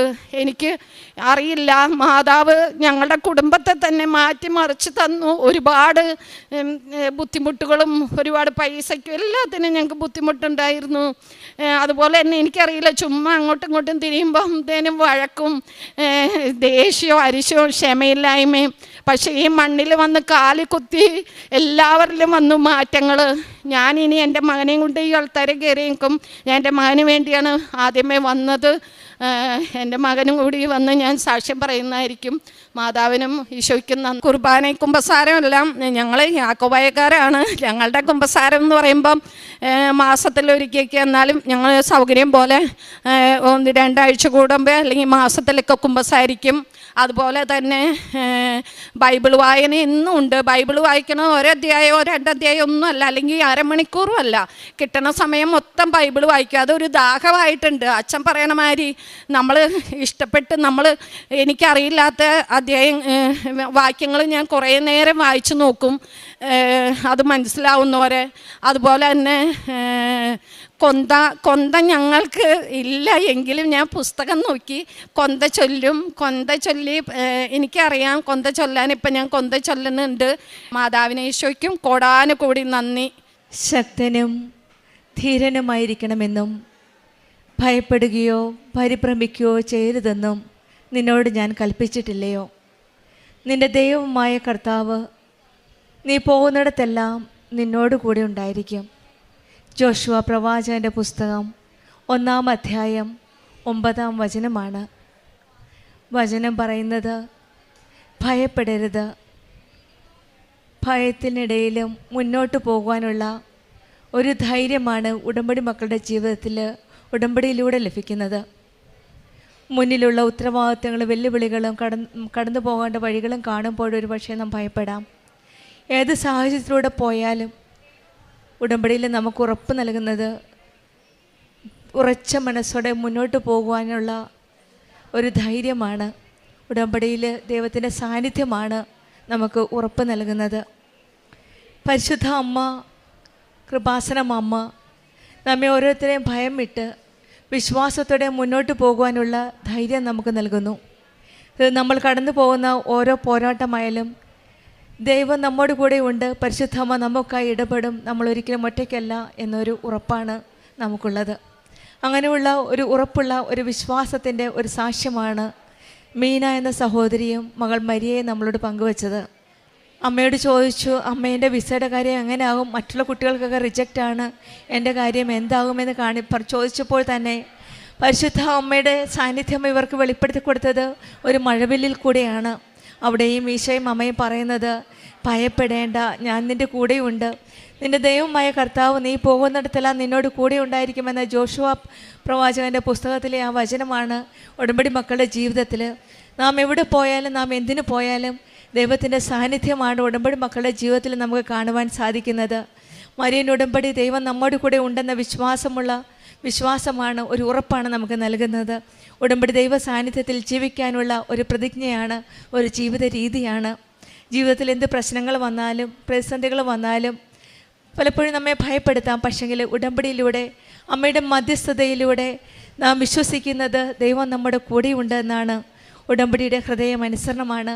അവൻ പറയുന്നത് ചെയ്യുക എന്നാണ് പരിശുദ്ധ അമ്മ നമ്മോട് പറയുന്നത്. പ്രാർത്ഥിക്കുക, വചനത്തിനനുസരിച്ച് ദൈവത്തിൻ്റെ വഴിയിൽ നടക്കുമ്പോഴാണ് ദൈവം നമ്മെ നയിക്കുന്നതായിട്ട് നമുക്ക് മനസ്സിലാക്കാൻ സാധിക്കുന്നത്.